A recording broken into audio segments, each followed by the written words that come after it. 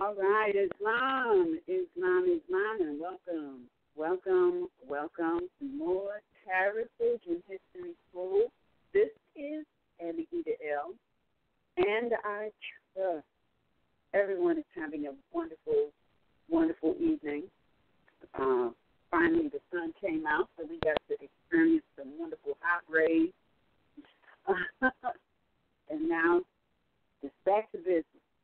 If you joined us last week, we started reading a book entitled Colonist For Sale.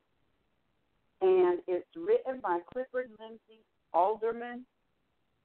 And we read the first 3 chapters last week. Now, the reason why I felt that it was very important to read this book is, number one, it gives some gross missing information that many of us may not have been aware of, number one. And when you get this information, this whole story of the slave trade takes on a completely different light. But also, as our most illustrious Sister Valor, in her lecture, I think it was called the Slavery Myth. She broke it down, and she broke it, just the logistics of it, and she did, just the numbers. She ran the numbers, given the year that it supposedly began, the estimated amount of people that were supposedly transported, the conditions of transportation, the variables of the undercurrents that are along various different waterways. Even Ivan Van Sertima speaks of these currents that are so strong they will take you long distances without you lifting a finger. And of course, if you don't know that and you go against that current, your vessel, your boat, will be smashed to smithereens. But Sister Valera gave an excellent presentation on the whole slavery myth and the logistics of it. And so if you ever had questions about this whole story of slavery that has been that just wasn't, we just couldn't explain. When you listen to Sister Valera, it creates further holes in the whole slavery story as it pertains to the Asiatic population, the Aboriginal indigenous people of the land. So when Brother Abdullah, in one of his lectures, referenced this book, I believe, or it might have been another book, I immediately went and purchased the book reference, and I found some other books, and I believe Colonist For Sale was one of them. And as I read it, I've been saying for years the word slave or slave. The word slave actually references a language called Slavic, or people that's called the Slavic, all right? And the Slavic are those people who are the original slaves, and those are modern Europeans. And it's interesting that every 4th of July, and it will be coming up shortly, you will have modern Europeans all around the world celebrating the 4th of July when they got their independence, and they will tell you how they are the ones that came over here in ships from Great Britain to America, to what they call America today, which is really Morocco. And when you start looking at this whole the 4th of July, it starts to make you question the whole so-called Black History Month, which is celebrated in the month of February. And the other thing is that if you understand or comprehend and know really what the word black means, is black does not reference skin complexion. Black reference all right? So now when you look at these modern Europeans and you look at the word black, black is referring to their status, not their national standing, nor is it referring to the Asiatic national standing. It is and has always simply referred to one's status as it relates to nation. All right, so another reason why I felt it was really important to share this story with, everyone is because, number one, everyone may not have access to the internet. Everybody is not computer savvy, even though, everyone is. They're not. I wanted everyone to be able to have this information. It's nothing more than to listen to.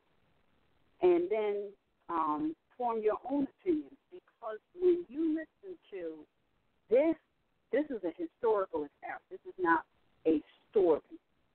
This is an historical account.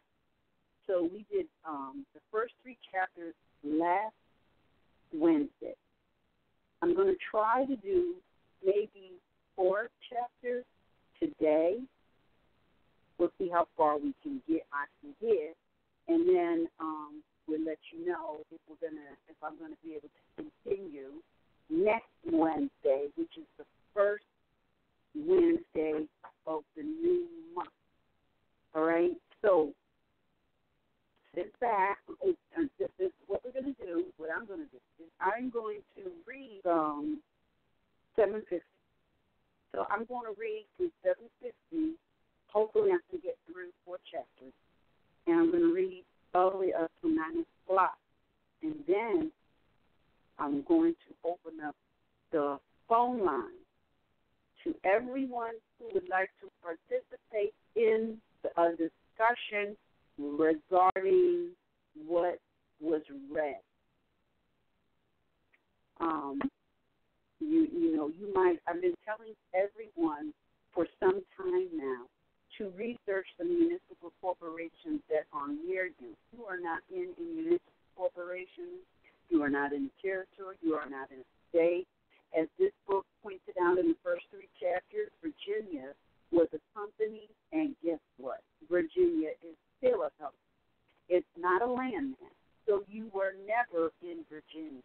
You were always near Virginia, because Virginia is a corporation just like every other, what is referred to today as a union state, every county, city, town, township, borough, they are all corporations, and they make no bones about letting you know.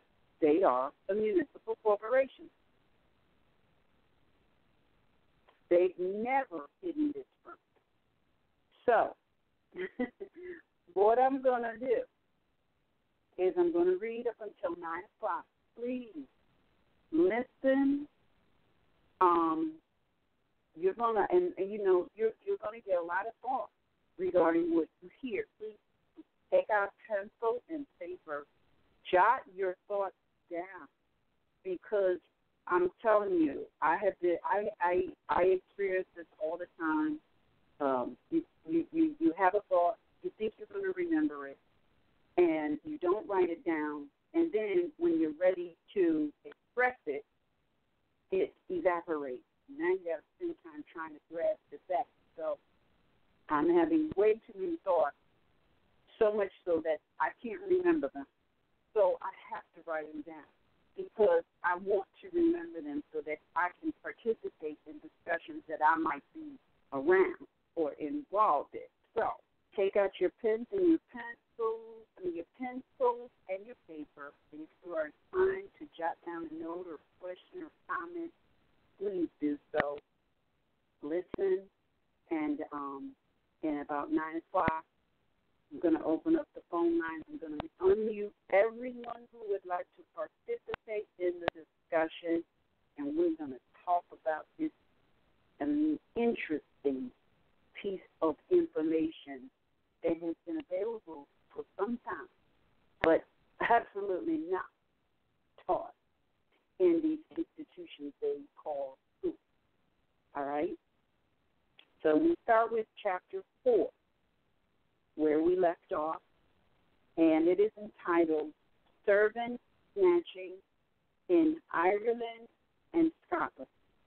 Now, before I start, please, if the quality,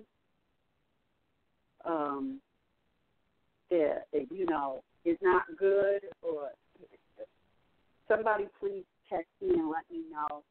I am using my Bluetooth earpiece, and usually it goes over well, but I just want to be sure that it's going over for everyone to hear. So let's begin. Servant snatching in Ireland and Scotland. Like the Germans and Swiss, the Irish loved their homeland. But when they could not pay the exorbitant rent English landlords demanded, thousands became beggars, wandering about in misery. Those forced to move to barren parts of Western Ireland were unable to raise enough crops to feed themselves. To make matters worse, there came several bad seasons where the potato crop, the people's chief source of food, failed. Merchants and shipping companies found it easy to convince these desperate people that a land of plenty awaited them if they would just go to America. Many did, only to find more hardship, often enough, as well as hatred and persecution in some American colonies because they were Catholic. But as happened in England, other Irishmen refused to leave their country in spite of their wretchedness. Upon these people, the agents also preyed. The agents in Ireland who rounded up indentured servants for America were not known as spirits, as in England. They had no special nickname, but one authority. Writing about the Irish problem, Cromwell's invasion, spoke of them as English slave dealers, which indeed they were, and added, Ireland must have exhibited speed in every point like the slave lands in Africa. England was just as glad to get rid of the starving Irish as to send her own poor and vagabonds to America. Also, Cromwell's Puritan government spied Catholics and believed that with the immigration, that's E-M-I-G-R-A-C-I-O-S, of a vast number of Irish to the colonies, Ireland would become a strongly Protestant country. At the same time, the Irish immigrants would help ease the pressing need for labor in America. At first, England tried to make forced immigration from Ireland look like punishment for wrongdoing. In 1653, the English government appointed overseers of the poor in Ireland who were to seize beggars or those out of work and punish them. Irish tempers are often hot, and wretched wanderers who would have been glad to take any job that would have kept them alive rebelled against the overseers. Many were punished by being sent to hard labor on the American plantations or the sugar plantations of the British West Indies. Great numbers of homeless and starving children also roamed about the country. In many cases, their parents had died of starvation or disease. In others, the children had somehow become separated from their fathers and mothers when so many people were brutally forced to move to Ireland's vast west country. A plan to round these children up and ship them to America was seriously discussed but abandoned. There is little evidence that any young children were sent to the colonies without their parents, but any child of 12 or so was considered an adult, able to work, and a good many of them were shipped out. One merchant who took advantage of this, David Shelley of Boston, who was in the indentured servant trade and often made voyages between Virginia and London to obtain labor for the tobacco plantation. In 1653, his petition to the Council of State in England to ship 400 Irish children at 12 years old to New England and Virginia was granted on condition that all of them be beggars or vagabonds. Selig had two ships, the Goodfellow of Boston and the Providence of London. There are no records concerning the Goodfellow, whose name certainly did not fit the trade she was in. It is quite possible that the Puritan authorities in Boston refused to accept a shipload of Irish children into the Massachusetts Bay Colony, since Catholic. However, the Providence did sail with passengers to Rappahannock in Virginia, where the servants were exchanged for a cargo of tobacco. They were not all children. Selig used agents in Ireland to obtain 550 beggars and vagrants, 250 women between 12 and 45 years old, 45 years old, and 300 men between 12 and 50. How many of these sailed into Providence is not known. It was not always easy to assemble a large cargo of Irish immigrants at that time. The London merchants, John Jeffreys and Robert Llewellyn, who were notorious for obtaining indentured servants illegally, decided on a venture in the Irish trade. They arranged to ship 200 Irish from Dublin to Virginia in 1654, but their agent in getting it. When the ship arrived in Dublin, only 13 or 14 persons were waiting, and all had been taken from Irish prisoners.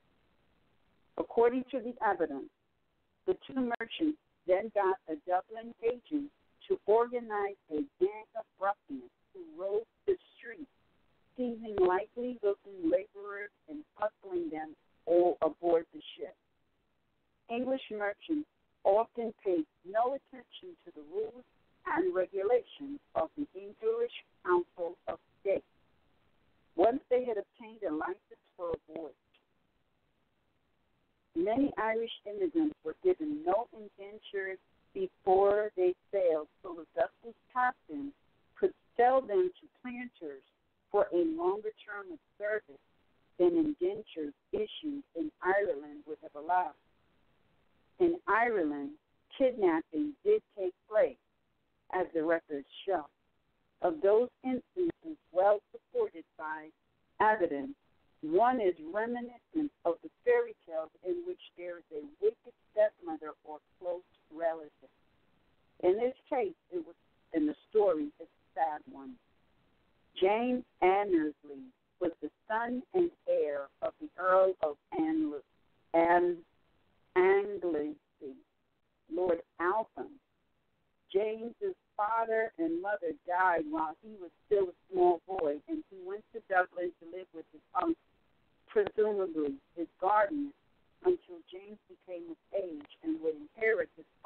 title and estate.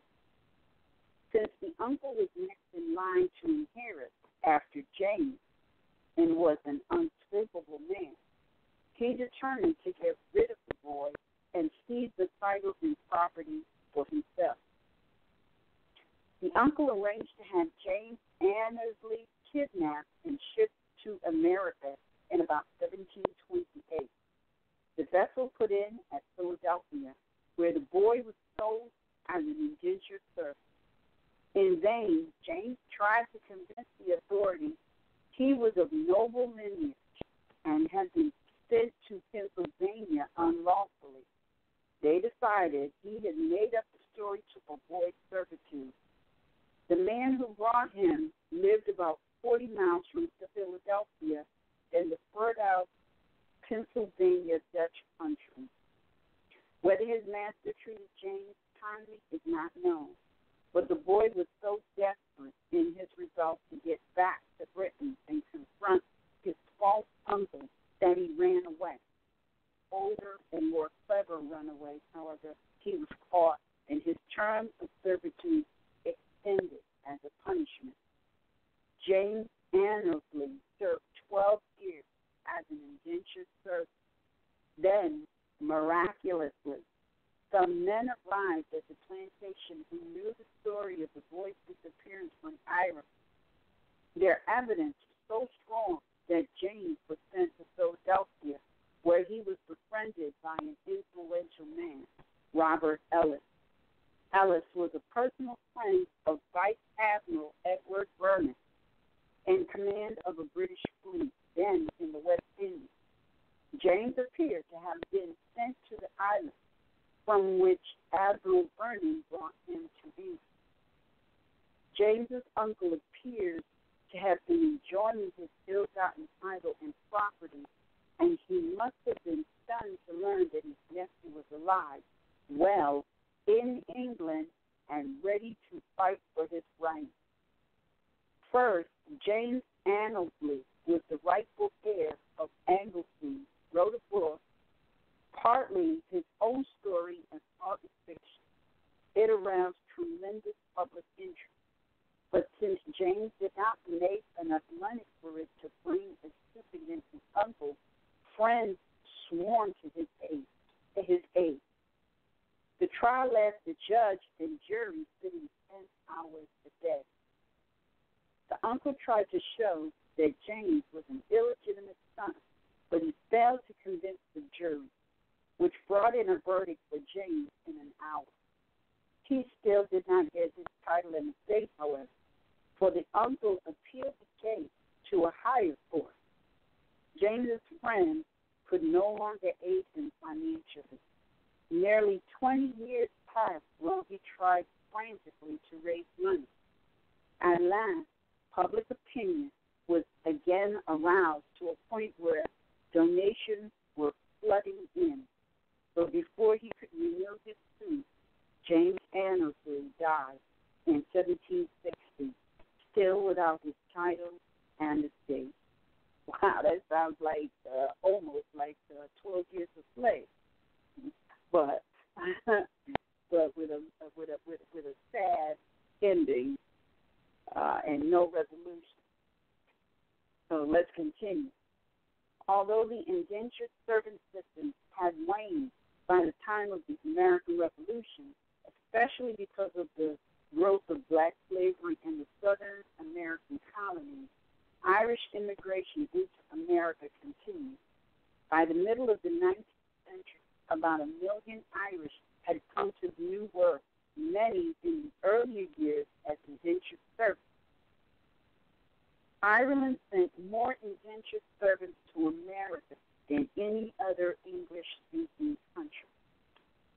In the indentured servant market, however, the Irish was the least favored of all nationalities because of their Catholicism and because they were reputed to be particular. This may even have been true as a result of their suffering in Ireland. The English immigrants were a mixed flock, some good, some poor servants, but the Welsh, German, Swiss, and Scots were almost universally welcome, with the Scots perhaps the most favored of all. Many Scots did immigrate, and in general, they were of good character, hard workers, and brought the highest prices. In Scotland, the compelling reason for immigration to America was poverty. The country had neither a great amount of manufacturing nor agriculture. The situation in the 17th and 18th centuries, particularly in the Highlands, was very bad and becoming worse because landlords were driving tenants out by raising their rent. Agents had little difficulty in persuading poverty-stricken Scots to immigrate. One enterprising Aberdeen agent used an unusual method of advertising to fill a ship with indentured servants. James Smith hired a drummer who went through the Aberdeen streets daily from early January until the middle of March, leading away and announcing a forthcoming voyage to America. Smith also employed bagpipers to do the same thing as fare in Aberdeen. It cost the merchant who had engaged Smith £150, but apparently the servants were attained and the money was well spent. As happened in other countries, there were abuses in the collection of indentured servants in Scotland. Joshua Brown of Philadelphia wrote an account of how his Scottish mother was kidnapped as a girl of 12 or 14, put aboard a ship, and sent to Philadelphia. There she was sold to a settler who lived south of Philadelphia. She served out her time as an indentured servant, was freed, married, and raised a family. Another Scottish kidnapping story has not only the frustration of James Annesley's adventure, but much hardship and grief as well. While Peter Williamson was a boy living with his reputable parents outside of Aberdeen, he was sent to the city to live with an aunt, apparently so that he could be educated. At the age of alone, the Wares, one day, he was seized by two men who took him to a deserted Ovan. There, with others in the same flight, Peter remained until they were transferred to a ship bound for America. They spent about a month in the barn and aboard the vessel before she sailed. In Philadelphia, the captain sold his cargo at a price of £16 apiece for 7 years' servitude. Since the passengers were held captive before leaving Scotland, it is likely that few, if any of them, signed indentures beforehand, and thus the captain probably made a much larger profit by selling them without certificates that specified the term they must serve. Peter was sold along to one man, and he never knew what happened to his companions on the voyage. But Peter was lucky. His master was a Scot who himself had been kidnapped, shipped to America, and sold when he was a boy. Since he had no children of his own, he took a special interest in his cousin, treated him with great kindness, and saw that he went to school in the winter when there was little farm work to do. Peter Williamson remained there until he was 17, when his master died. In his will, he left Peter his freedom, £120, no small sum in those days, a horse and some clothing. The boy then went on to become prosperous in Pennsylvania. He became a carpenter and then a trader. He made a comfortable living, married a well-to-do farmer's daughter, and raised a family. The pioneering spirit was strong in Peter Williamson, as it was in many an American settlers. He bought some land in the wild Pennsylvania border country, bought a house, and moved there with his wife and children. That was the end of good luck and the beginning of terrible misfortune. In 1755, in the last of the colonial wars, the French and Indian broke out. British General Edward Braddock's army was almost wiped out by Indians and French in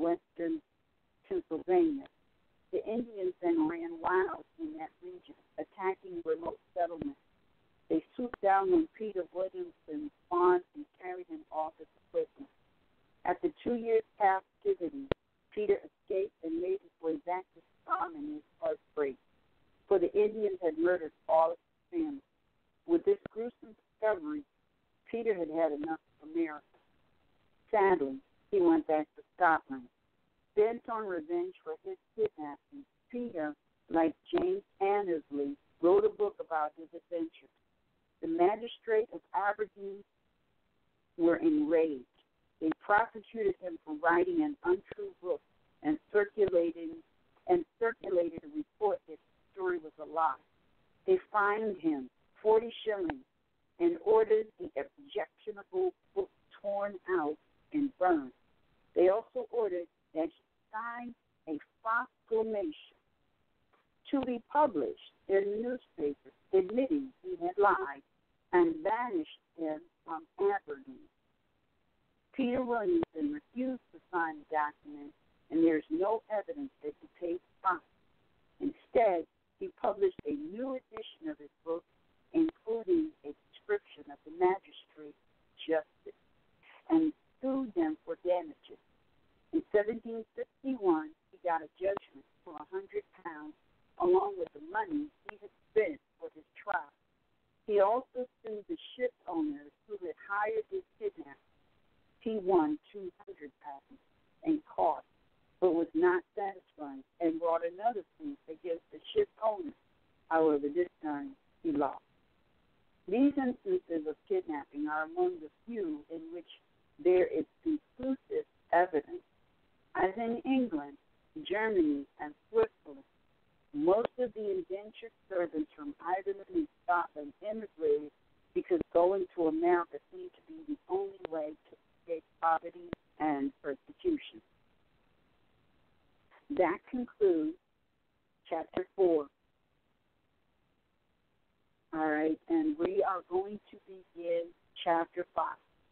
Chapter 5 is entitled White Slaves in Virginia.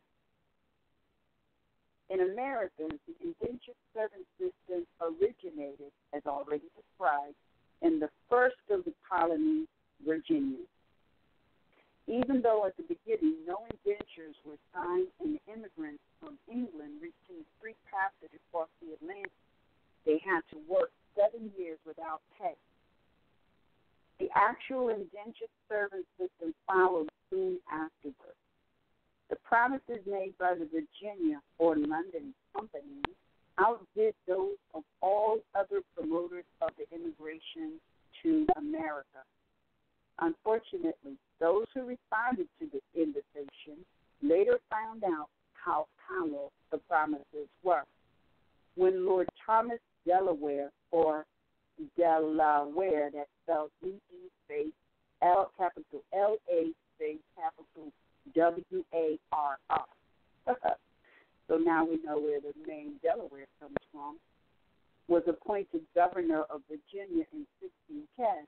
He found the colony in wretched, starving conditions, with the Jamestown colonists already embarked in a ship to abandon the settlement. Delaware was an export. The ships that accompanied him to Virginia were loaded with food and more settlers. He put the colony on the road to survival. But to accomplish this, he imposed discipline and regulations that were the harshest ever encountered in the American colonies.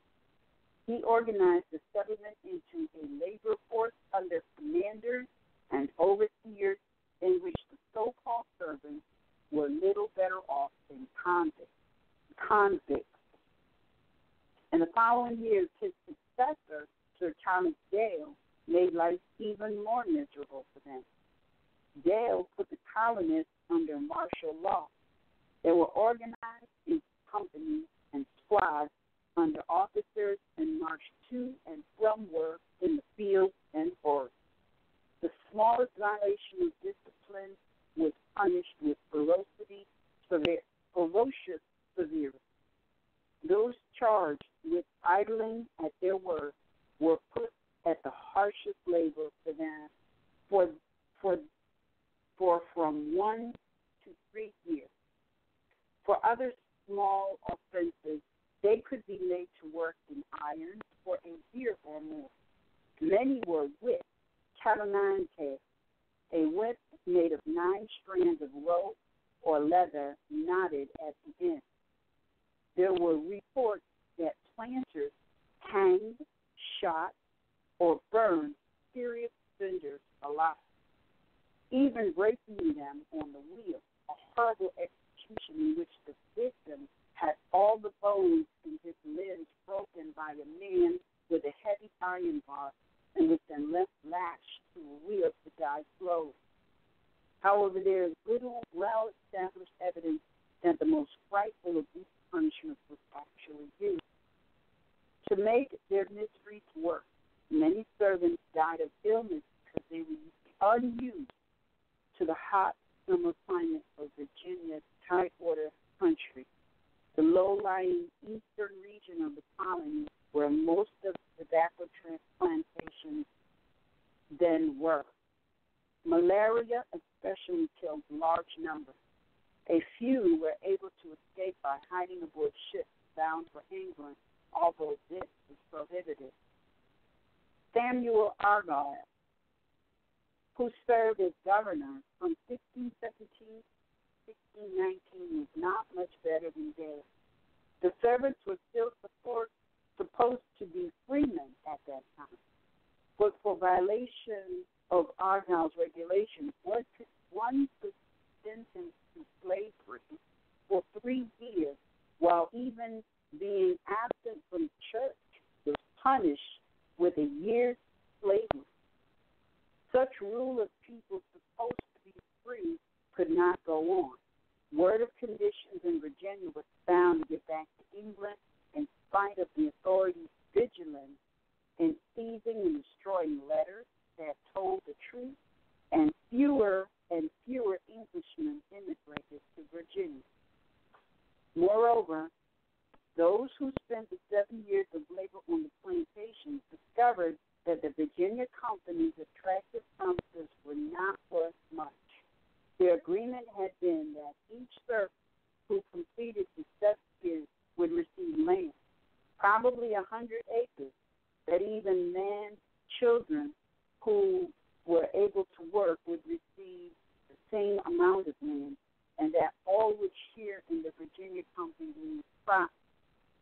When the first servant's time was up, however, the company allowed them only 15 acres, although it hoped it would allow it to give at least 200 acres.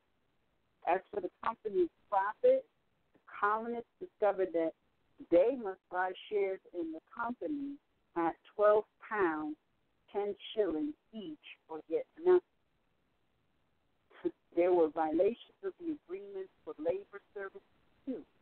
In the settlement of Charles City 100, the original colonists that committed themselves to the 3-year term of labor, but between 9 and 10 years went by, and they were still not free from their servitude.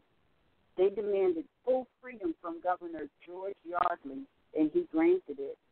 While freedom had been given some Virginia servants before that, it was rare that one of them found himself much better off when his term had expired, for he had no money with which to establish himself.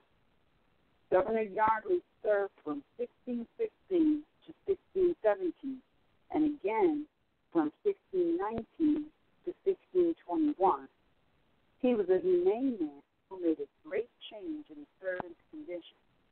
He instituted a new system with certain freedoms for the servants, including a voice in Virginia as governor. He also changed the method of land ownership. Virginia was then composed of 11 boroughs, or plantations.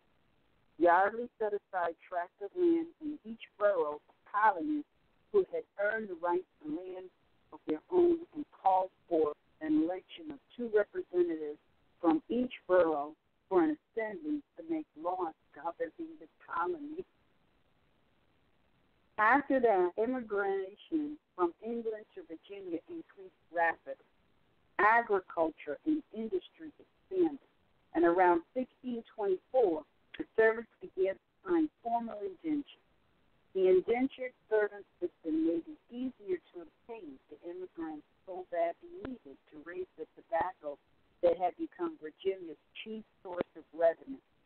Now, indentures specified that servants was to be given passage to America in return for his labor over certain periods of time, and that he was to be provided with proper food, clothing, and lodging during that time.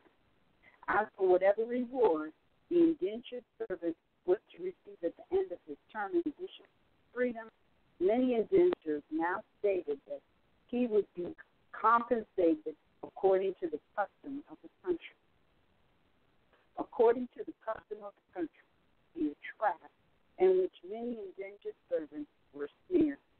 The words meant nothing, since they left it up to the indentured servant's master in America to decide what freedom dues, as they were called, he would provide.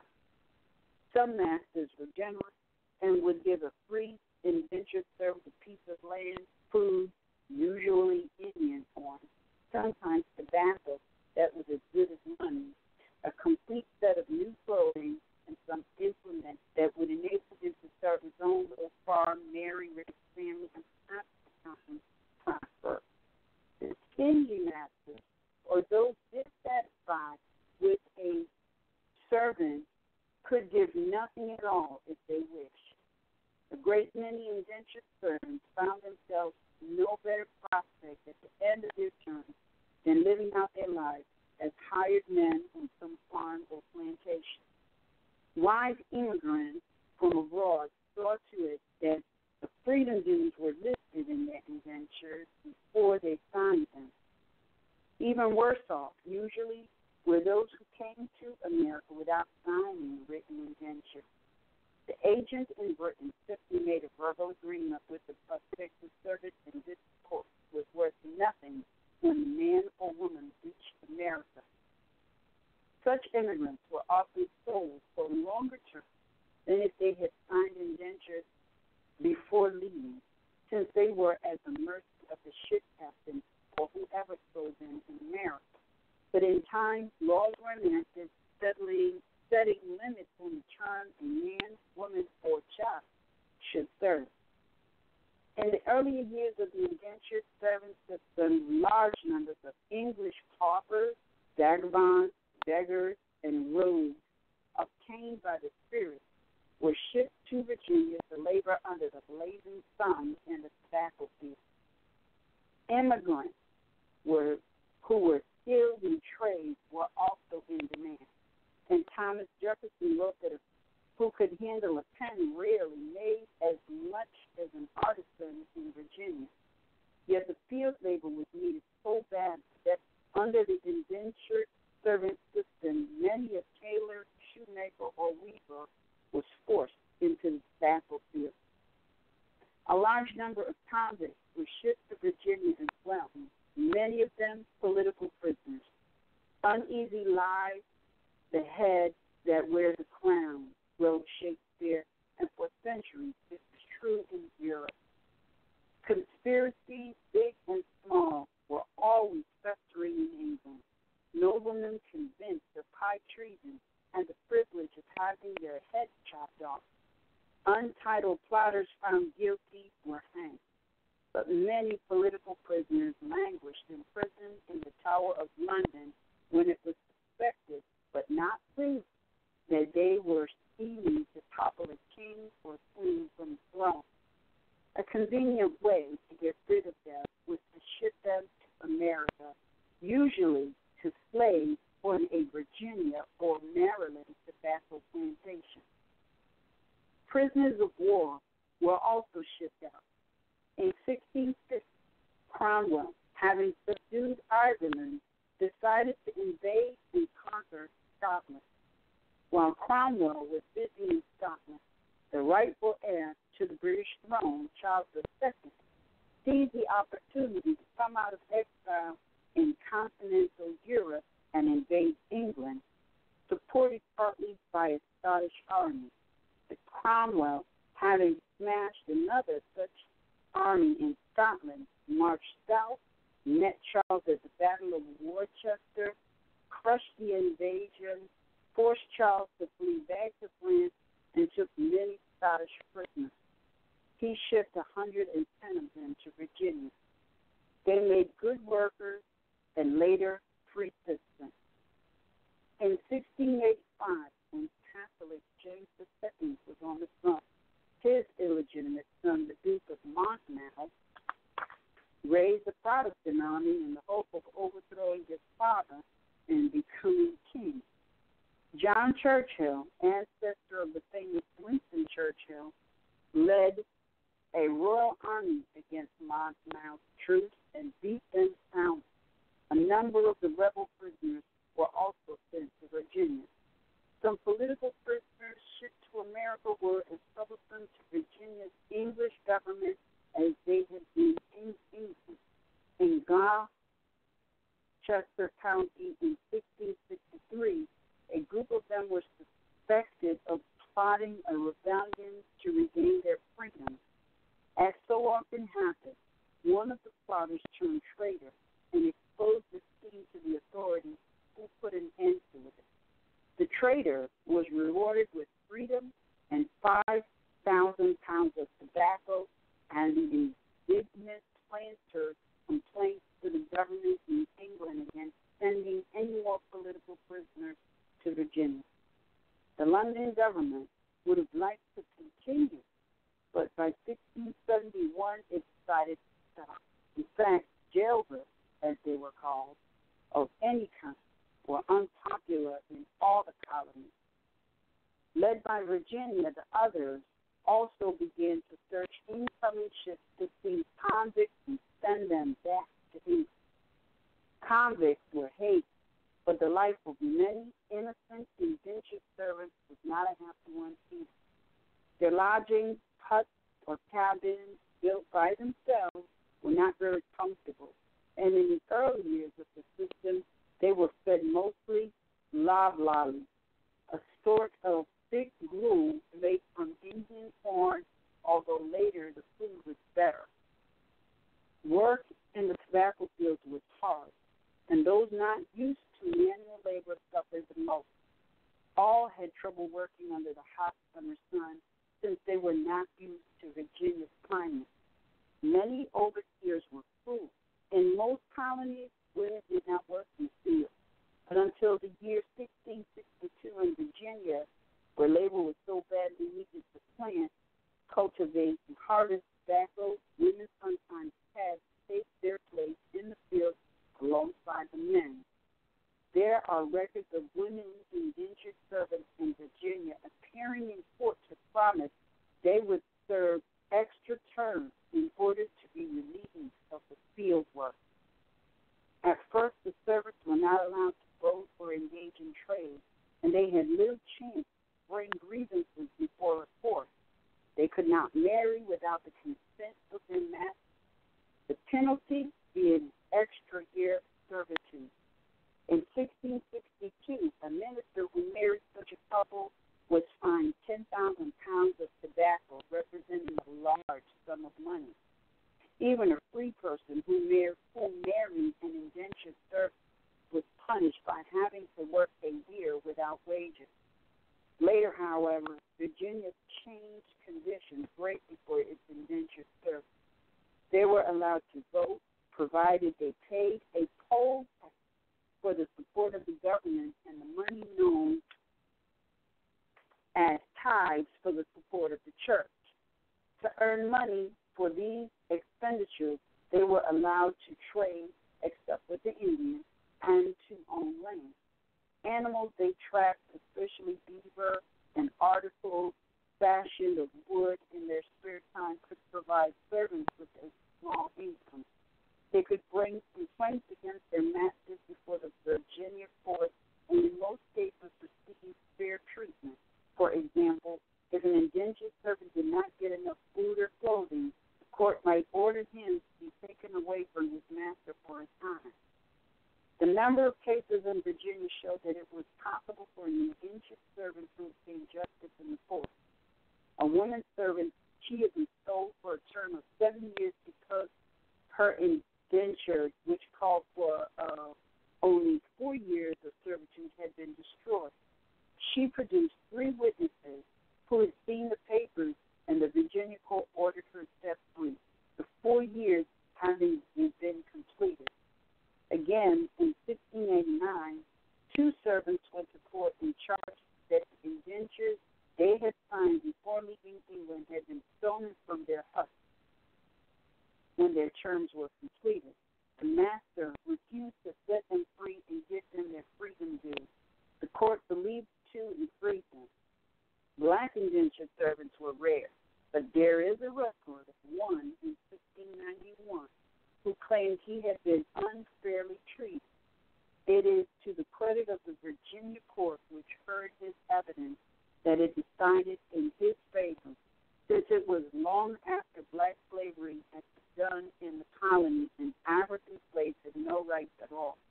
The black man, Benjamin Lewis, told the court that he had been living in England when he signed an indenture for a 4-year term in America. His master's testimony contradicted itself. First, he claimed Lewis's indenture was forged and that he should be a slave. Then he brought out another indenture calling for 14 years of servitude. Whichever document was the true one, it made Lewis an indentured servant, and therefore he could not be an African slave, doomed to serve for the rest of his life. The court decided that Lewis had told the truth, that the first document was the real one, and set him free. Yet when another servant claimed his master had forged an indenture calling for 2 more years of servitude than the one he had signed, the court was not convinced and sent him back to serve out the 2 years. Servants obtained some benefits that they might never have received if they had not been indentured. Those who were able to survive the Virginia climate and become accustomed to it could learn much about the system of farming that the soil, climate, and other conditions made necessary, as well as the way in which agricultural products were marketed. When they were free, these servants were better qualified to do their own farming for profit. Even some of the undesirable servants of low character profited by having to work under discipline many when their term ended. Those who were artisans and worked at their trade on the plantations gained an advantage from their servitude. During those years, they were almost certain to meet other planters in the vicinity. When they were free, they might find employment at good wages, either with their own masters or other plantation owners who could offer better jobs. The benefit of having a trade was so great that there are records in Virginia in which indentured servants agreed to serve an extra year or 2 for being taught a trade. Yet, even with these benefits, the servants were not free. As was the case with many black slaves, those who had cruel or stingy masters often ran away, and like the black slaves, the white ones often never were caught. Sometimes groups of them would plan a mass escape and in some cases persuade their black companions on a plantation to join them. In the wild back country of Virginia, escape was fairly easy. If the runaways could reach the northern colonies, they were generally safe. The distance made returning them difficult, and in New England, there was some disfavor against the indentured servant system. Connecticut had no laws under which a runaway could be recovered. The problem of runaways in Virginia was a serious one to the Virginia plantation owners. At first, a runaway who was caught had his term of servitude extended 1 or 2 years. Later, the amount of extra time served was left up to the master. In several cases, from 2 to 7 years were added, and anyone who caught runaways and returned them to their masters received a reward of 1,000 pounds of tobacco. The value of this reward had to be returned to the plantation owner by the servant, whose term was extended still further to do so. The decline of white servitude in Virginia began around 1726 and became practiced in came practically to an end by 1788 due to the vast number of black slaves brought into the colony. It was much cheaper for a plantation owner to buy black slaves who must work without the rest of his life. Also, the black seed from tropical Africa could stand the work in the fields in summer much better. Indentured white servitude in Virginia was probably worse in certain respects than in most other American colonies. Yet there were many masters who treated their indentured servants with great kindness, fed and clothed them well, and when their terms were ended, were generous with freedom due. Some servants, when their terms had ended, went on to lead successful and happy lives as freemen. Some even became distinguished citizens, as well as will be seen later. And that concludes chapter 5. All right, let me check my time. All right, I think I'm good here. And we're going to move into chapter 6. Chapter 6 is entitled, How They Fared in Maryland. In Maryland and in Virginia, tobacco was king. Little else was raised in quantity, and the demand for labor in the tobacco fields was so great that these two colonies were prime markets for indentured service, mostly from the British Isles. In the early years of the settlement, Virginia's treatment of servants was probably the harshest. However, once an actual system of indentures began, Virginia was forced to relax its stiff discipline and cruel punishment. In Maryland, the laws concerning indentured servants were in general not as severe, but there was much harsh treatment which appeared to have continued longer than in Virginia. Captains of ships carried indentured servants and redemptioners to Maryland, often treated their passengers viciously, both during the voyage and upon arrival. More than 100 years after Maryland was founded, a newspaper writer there reported a voyage of unbelievable hardship and cruelty by the vessel's master. Every 2 weeks at sea, the passengers received an allowance of bread. One man and his wife, having eaten their bread in 8 days, staggered before the captain and begged him to throw them overboard, for they would otherwise starve before the next bread day. The captain laughed in their faces, while the shipmate, even more of a brute, gave them a bag of sand and told them to eat that. The couple did die before the next ration of bread, but the captain charged the other passengers for the bread the two would have eaten if they had survived. Like some bound for other colonies, passengers who had embarked without indentures or had lost them or had been stolen could be sold for a longer term of servitude than their indentures would have called for. Shipmasters sometimes passed off immigrants who knew no trade as having one. A young Englishman of good family, well enough off to style him a gentleman, was enticed aboard a ship headed for Maryland by a spirit. Yet the captain, seeing that he had a high-class passenger, asked him what sort of work he did. The young man replied that he was not accustomed to working at anything. The captain said this would not do at all. His passenger must have a trade, or he would find himself slaving in unbearable heat in the Maryland tobacco field. How about declaring himself a gardener? It took no special knowledge. With easy work, and plantation owners in the colony were eager to find gardeners. The young gentleman fell in with the scheme, and the captain sold him for a handsome profit to a planter. It was not long, however, before the master discovered his new servant had no experience at all with gardening. He was naturally disgruntled, while the young man became unhappy and dissatisfied with work he knew nothing about and began to shirk his duties. His master, a good and kindly man, tried to make the best of a bad bargain, but reprovals did no good, nor finally did threat of punishment.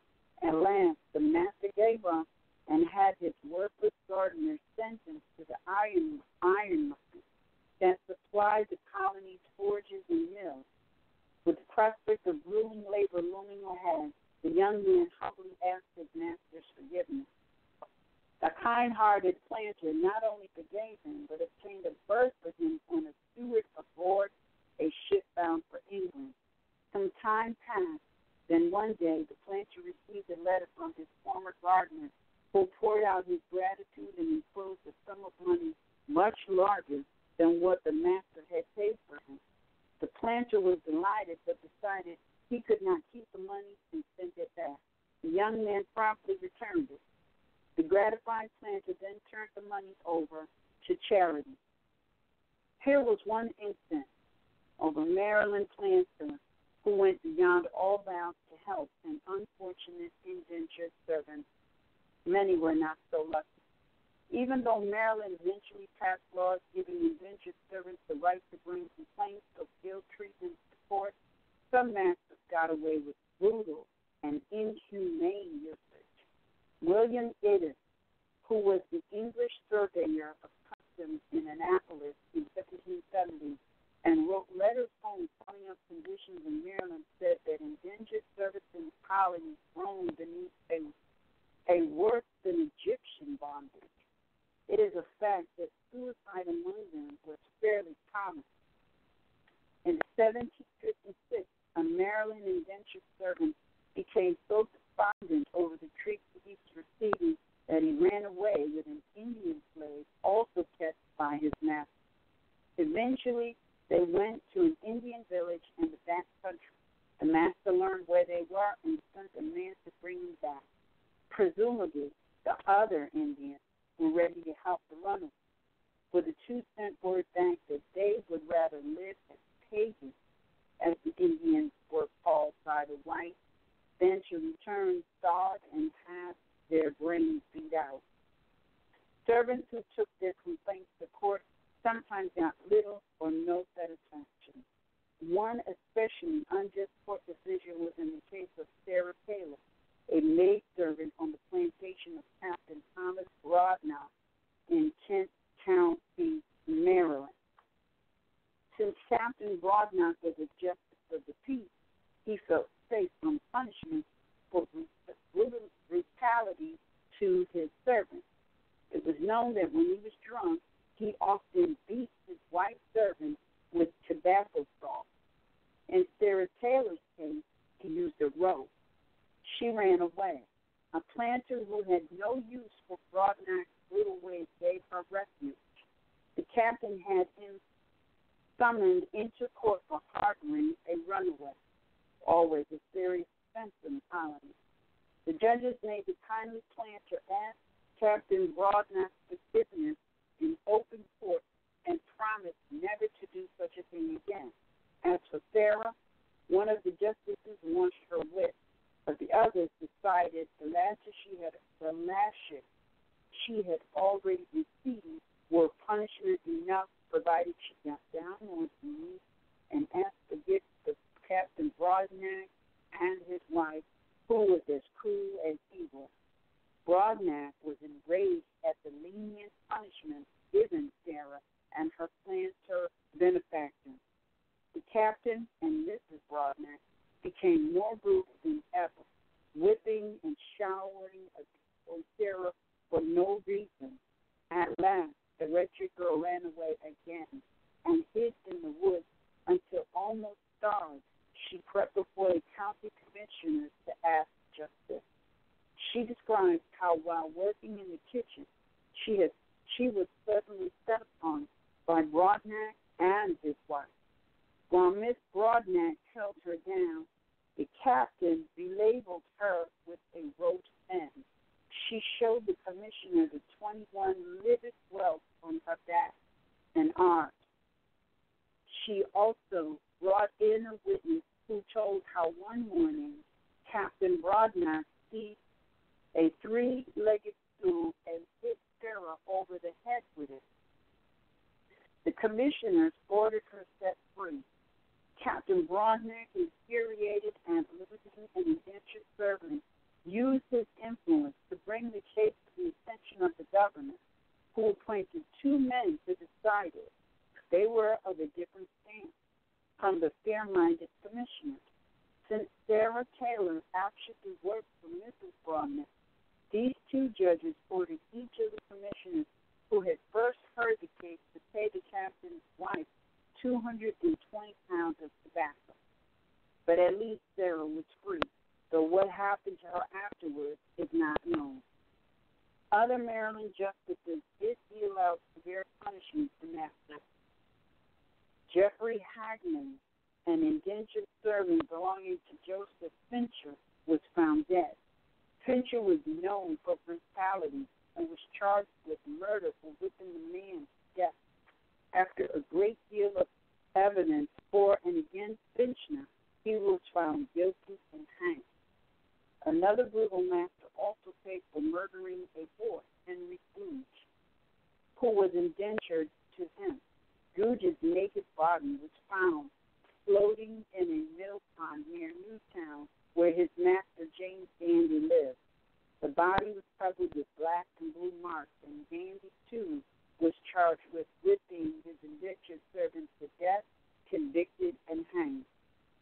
Religious bigotry was responsible for much persecution of servants. James Calvert, Lord Baltimore, founded Maryland in 1632 as a refuge for Catholics who were unwanted and ill-treated in some other colonies. He established the colony with full freedom of religion. Unfortunately, a good many narrow-minded Puritans also settled there, and in time grew so powerful that in the 17th century they seized control of the government. As a result, the Maryland Catholics, including indentured Catholic servants, suffered persecution. This continued even after the Puritan regime of Cromwell ended in England. Colony became a royal province, with the official religion that of the Church of England. In 1699, the colony imposed a tax of 20 shillings on each Irish Catholic immigrant, and in 1717, an additional 20 shillings was collected from arriving Irish Catholics who refused to take an oath of allegiance to the King of England and thus to the English Church. Among the Irish immigrants was a young indentured servant, Bridget McKay, who had been a boy living in England when he was kidnapped with 7 others by a spirit and shipped to Maryland. He was then about 12, while the other boys were so much younger that someone who saw them remarked that they should have had cradles to rock them in. McCain was sold to Thomas Garage, served for 15 years. When he was 19 and had served 6.5 years, he submitted a petition to the governor of Maryland to be free. Witnesses came to the young man's aid.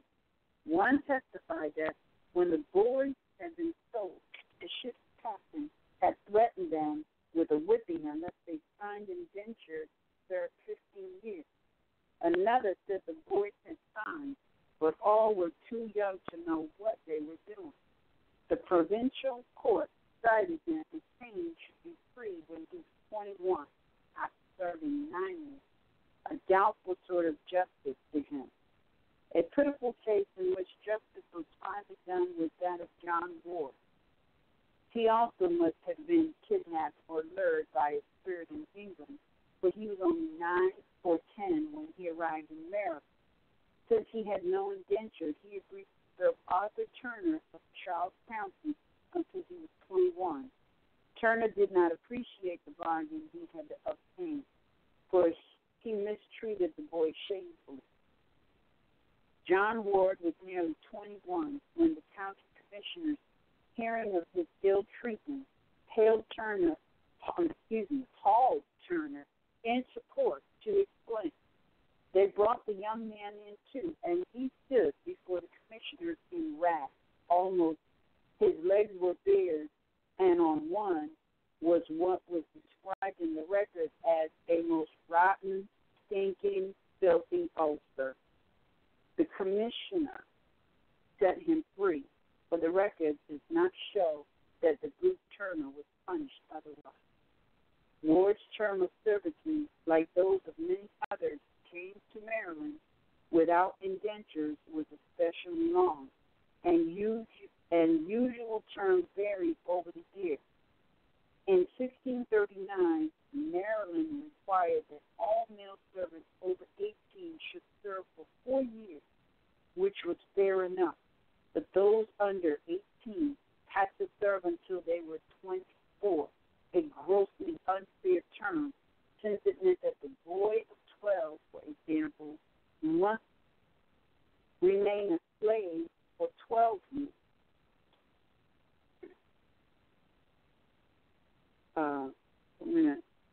For 12 years.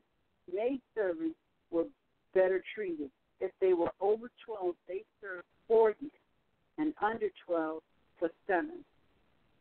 Indentures signed in Europe for service in Maryland ordinarily called for terms of only 4 or 5 years, although there were usually, hold on a minute, I just lost my spot.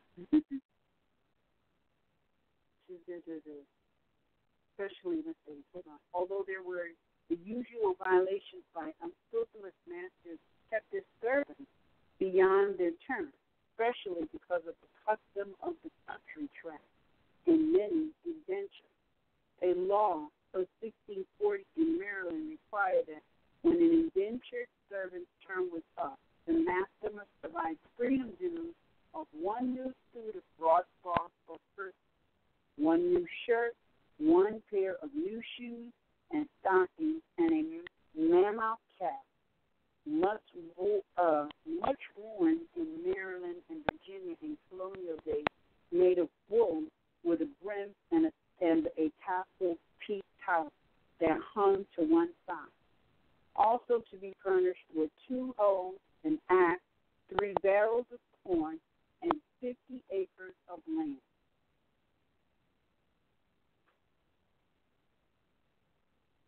Women servants got a similar amount of clothing and land and a year's supply of corn. But as happened elsewhere, some miserly masters did not comply fully with the law. Occasionally, an indentured servant with some special skill could bargain with his master to shorten his term of servitude. An unusual agreement was made in 1642 by Thomas Todd, who was indentured to John Lugar, then Secretary of the Maryland Province. Todd was a glover, and his master set him free on condition that every year thereafter, Todd was to take a certain number of skins and prepare and fashion them into gloves and breeches for Lugar. For Lugar, that is.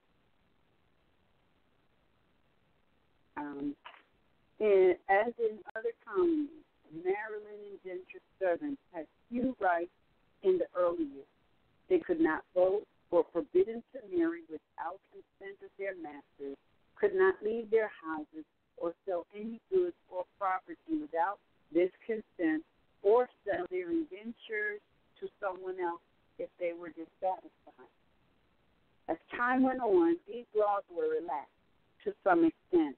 In Maryland, unlike Virginia, the demand for indentured servants continued even after the coming of black slavery, and the planters had to offer better inducements to agents abroad or ship captains to obtain white servants.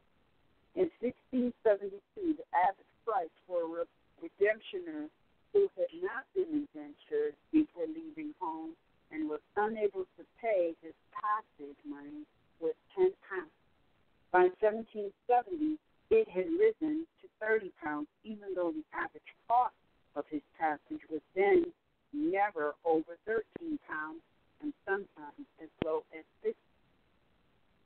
The problem of runaways was as great in Maryland as in Virginia and some other colonies.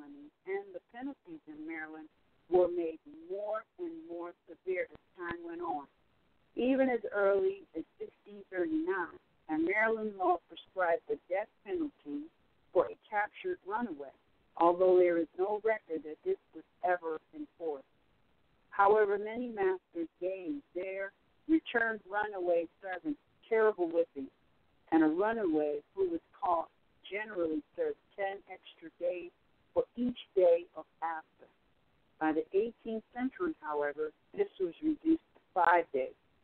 It was the custom in colonial days for travelers to carry a sort of passport identifying them. In fact, when Benjamin Franklin, as a young printer's apprentice, ran away from Boston in 1723 to go to Philadelphia, he wrote of being suspected on the journey as a runaway indentured servant because he had no traveler's test. In Maryland, anyone found more than 10 miles from their home without a pass or written permission from a master could be seized as a runaway. Wow, that sounds like the driving instrument or the so-called failure to identify that's going on today. This did not prevent some indentured servants from running away. Often, they forged passes. One man forged a pass for himself under a false name and traveled to catch a runaway himself. As in Virginia, few Maryland runaways were caught. One writer who delved into records found that out of an average of 150 advertisements each year in the weekly Maryland Gazette for runaways, including black slaves, only 4 or 5 a year were reported captured. Yet escaping was not easy. It was a felony for anyone to conceal a runaway, and those who caught one in Maryland and took him either to his master or to jail received a reward of 200 pounds of tobacco. However, runaways often made their way to freedom wearing clothes stolen from their masters and posing as gentlemen travelers, whom no one would suspect of being indentured servants. The indentured servant system did not die out as quickly in Maryland as in Virginia. Even though black slaves replaced many white workers in the battlefield of both colonies, eventually, however, it did. The nearest thing to an indentured servant was the apprentice who signed papers to serve a master without pay for a term of years in return for being taught a trade. And that concludes Chapter 6. All right, let's see, what time is it? All right, it's 9:01, and let's see.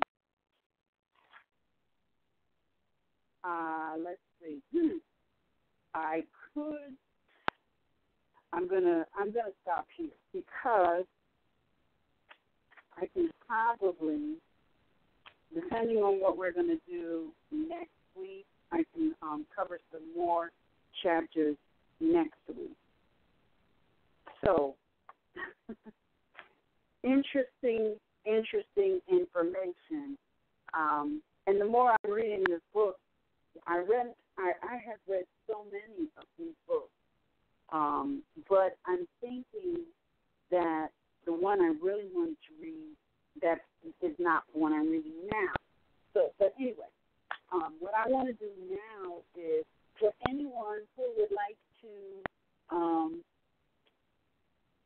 have questions, want to discuss some of what was read, might have done some research on their own, either as a result of what was read or maybe, did some research, before we started reading and would like to present it, just have a question or a comment or concern, please press 1 on your telephone dial, and what we'll do is we will unmute everyone, and we will have a full floor discussion. So if you would like to make a comment, ask a question, share some information, relative to this subject matter based on your study, press 1. Now, when your telephone down. All right? All righty. Now, Rob, I don't know if you accidentally pressed 1 or if you have something to say. So I'm unmuting you anyway. Well, I'm going to say what I said last week. Excellent idea. No, I had pressed one from onset to make sure I was already in queue and, if I needed to say anything. So if you have someone else that, has pressed one, again, wonderful information. Story times. All righty. All right. So what I'm going to do, let's see. Brother Bakari. We got Brother Bakari. Islam, Brother Bakari. How you doing? Oh, very good. I was really enjoying this show, and I couldn't help myself. Though I was working on something else, another project, I had to get involved in this. So thank you very much for allowing me to share the platform. Mm-hmm. Do we have anyone else who would like to participate in the discussion, have anything that they would like to add to the discussion, do some research, have some juicy information relative to this subject matter? Press 1, and we're just going to have a group discussion about what has been read so far. And if not, maybe we'll read another chapter. I don't know. It's up to everyone. Up to everyone listening. Well, I got a question. I'm going to ask Bakari, who's listening and was participating on the first 3 chapters last week. What did it make you think about to hear this documented truth of the relationship between, really it's Occidentals and Orientals. We're the Orientals, they're the Occidentals, or what we call more modern Europeans and Asiatics. I mean, how does it make you feel or think, or whatever? How does it make you think, I guess, under the premise or the fact that, we've been told something totally different? And then at the same time, it's not that the truth wasn't there. It's just that it wasn't, made available, let's say. Yeah. Yeah.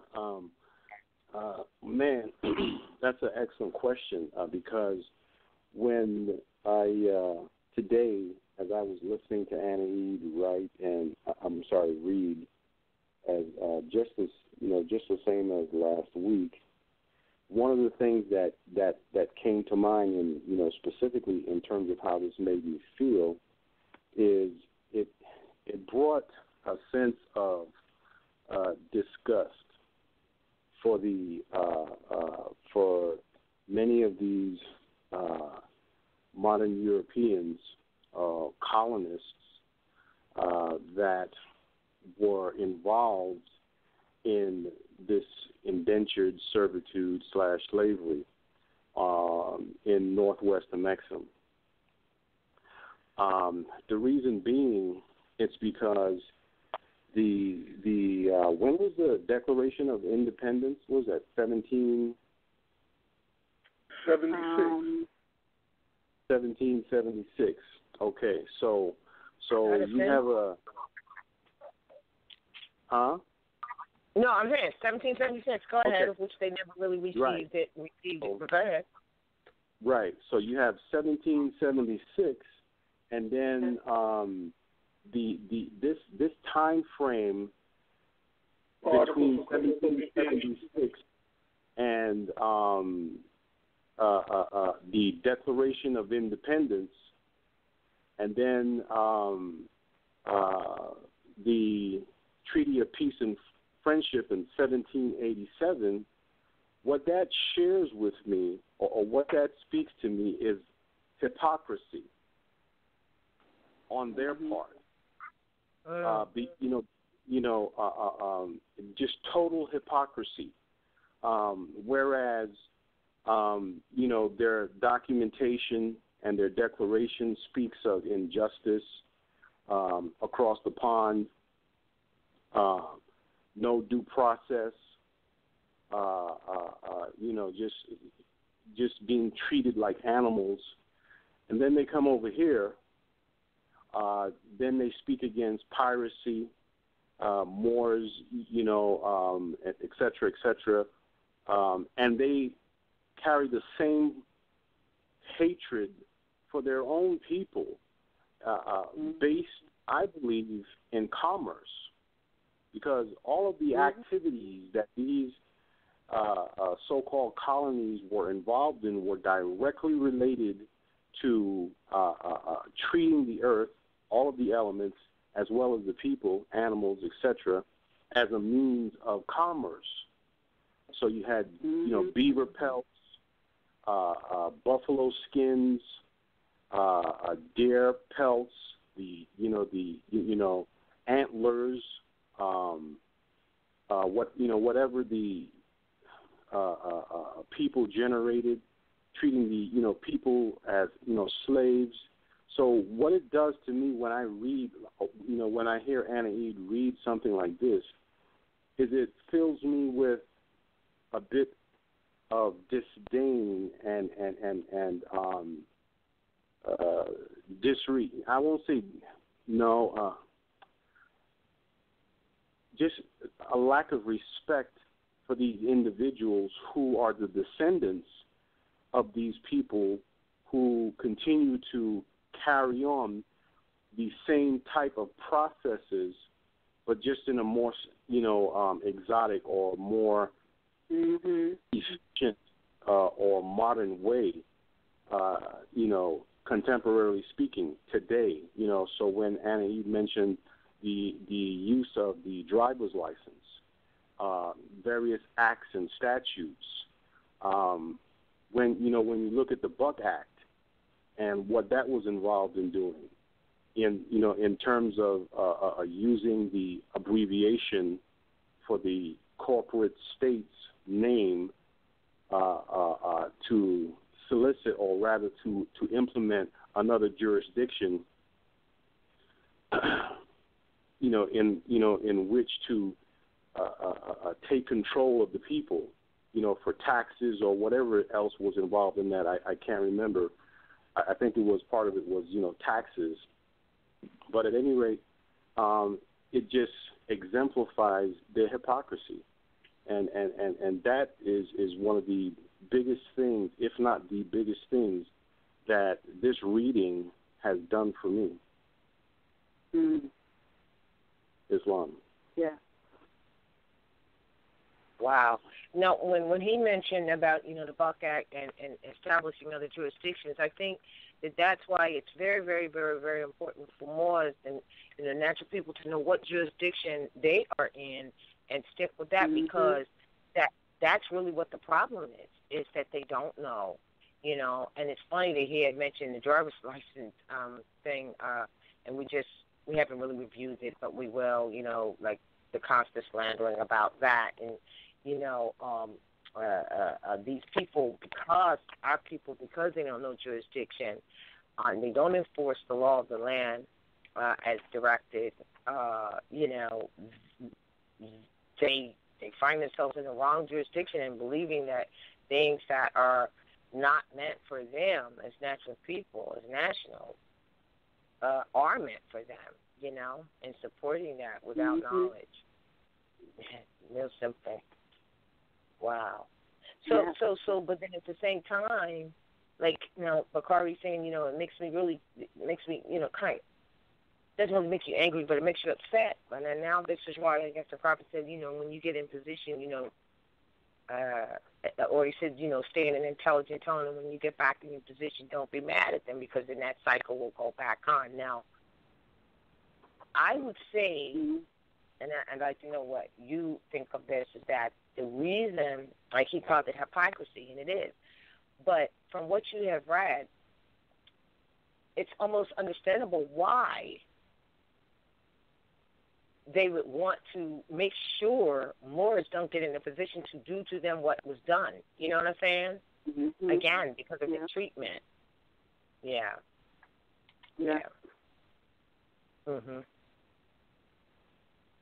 Wow. I'd like we have Brother Assim. Well, also joining in the discussion.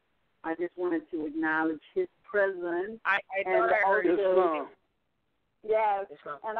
and before you make your statement, I just want to let everyone listening know that you as well can participate in this discussion based over what was read.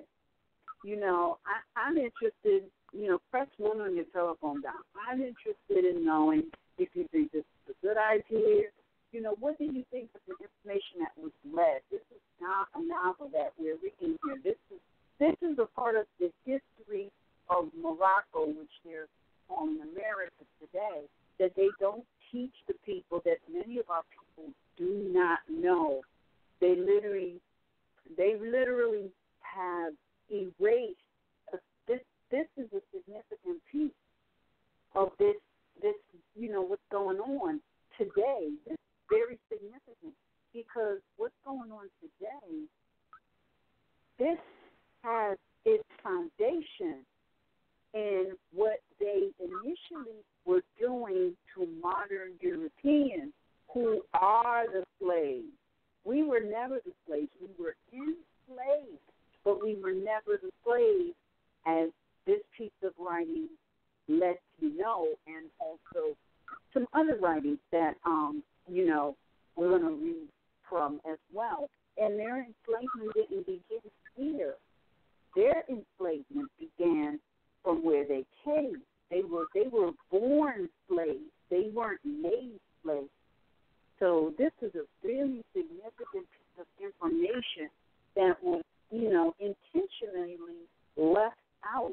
That doesn't, now that you have it,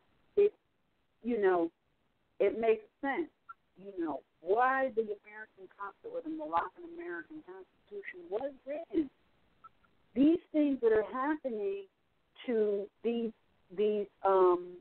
immigrants, all right? These are the modern Europeans. These things that are happening to them, look,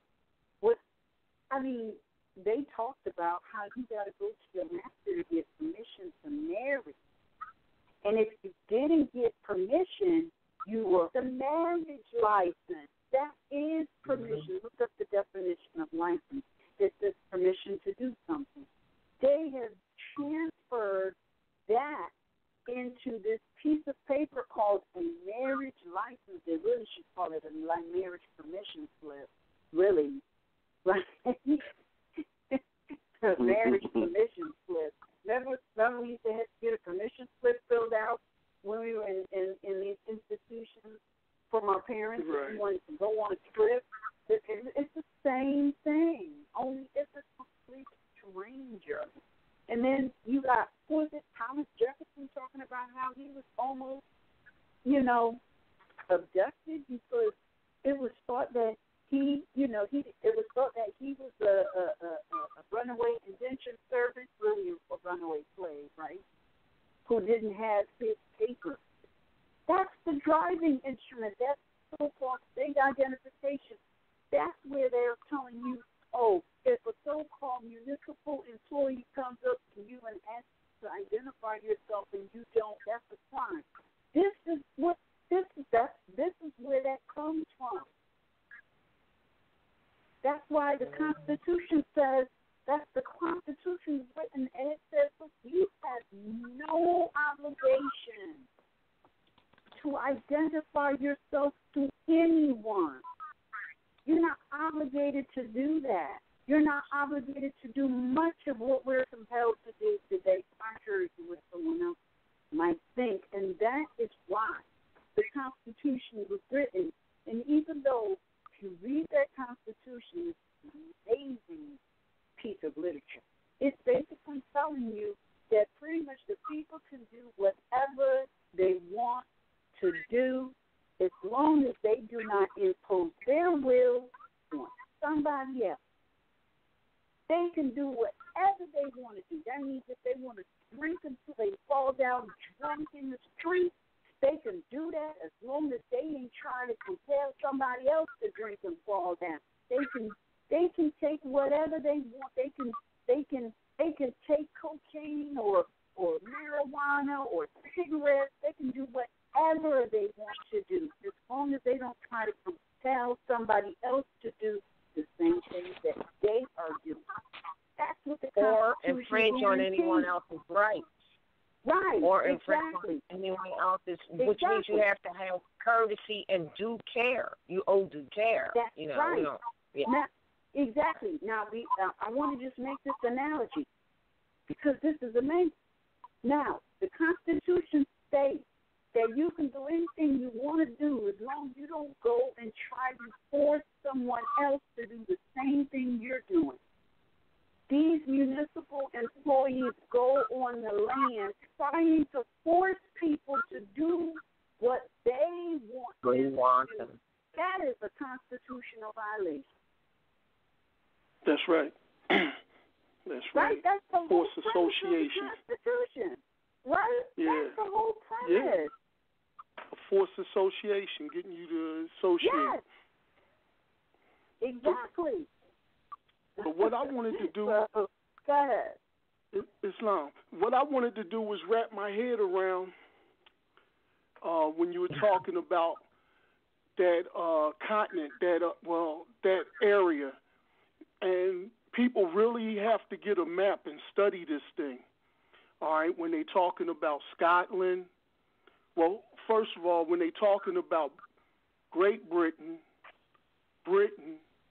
Scotland, Ireland, England, and Wales, when they talking about these things, all right,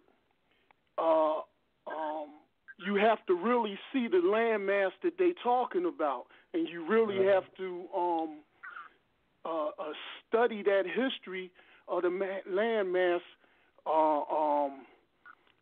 that you're talking about there, because that landmass, the indigenous of that landmass was the Britons or the Celtics, which were indigenous, which were the Moors. That, and we talking way before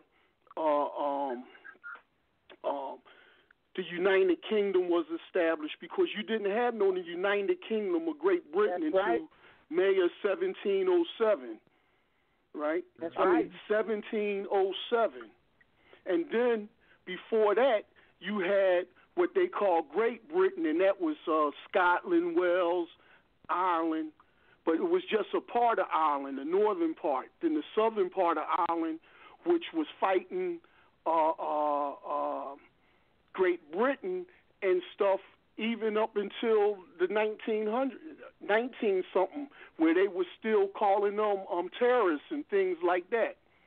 You know, terrorist attacks and stuff like that. But when you really break that down, then people can really understand these Europeans being enslaved and who truly it is enslaving them. It was, you know, we really got to go into it, like McCarthy was saying, how ratchet and everything they were, but how ratchet we were.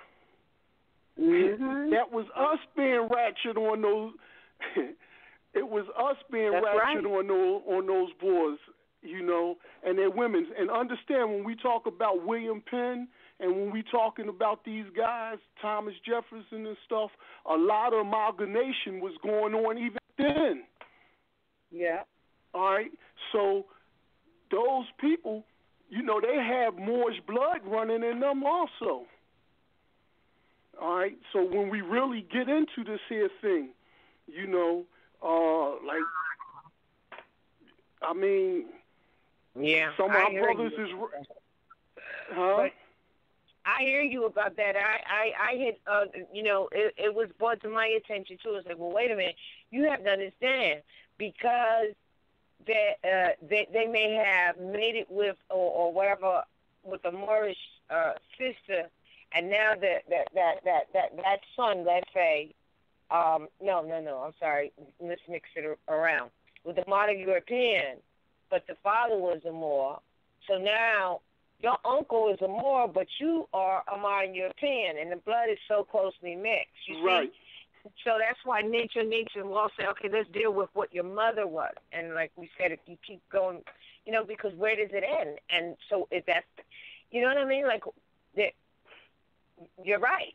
So that made it also easy for infiltration and infighting. Yeah. Oh, absolutely, because people got caught up even on the skin color once again, even then, probably. Exactly. Like they do today, just because they see a dark-skinned or what appears a melanated person, when you really get into who's who and who's what, then you be like, yo, it ain't what I thought. Exactly. And That's so right. at what point, yeah. I remember. You know, so go ahead.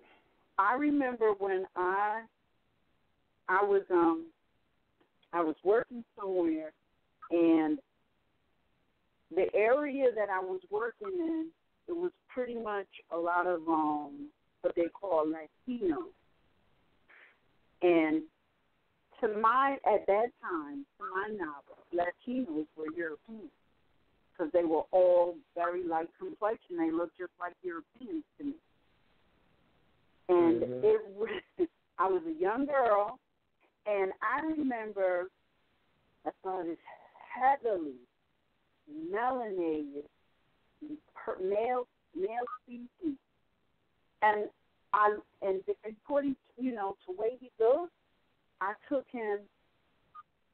I looked at him as family to me, because he was so heavily melanated. Blew my mind when he opened his mouth and started ripping in the Spanish language. I had never thought that the people that they call Latinos or Spanish, that at that time in my growth, I had only seen pale complexion, modern European-looking people who spoke that language.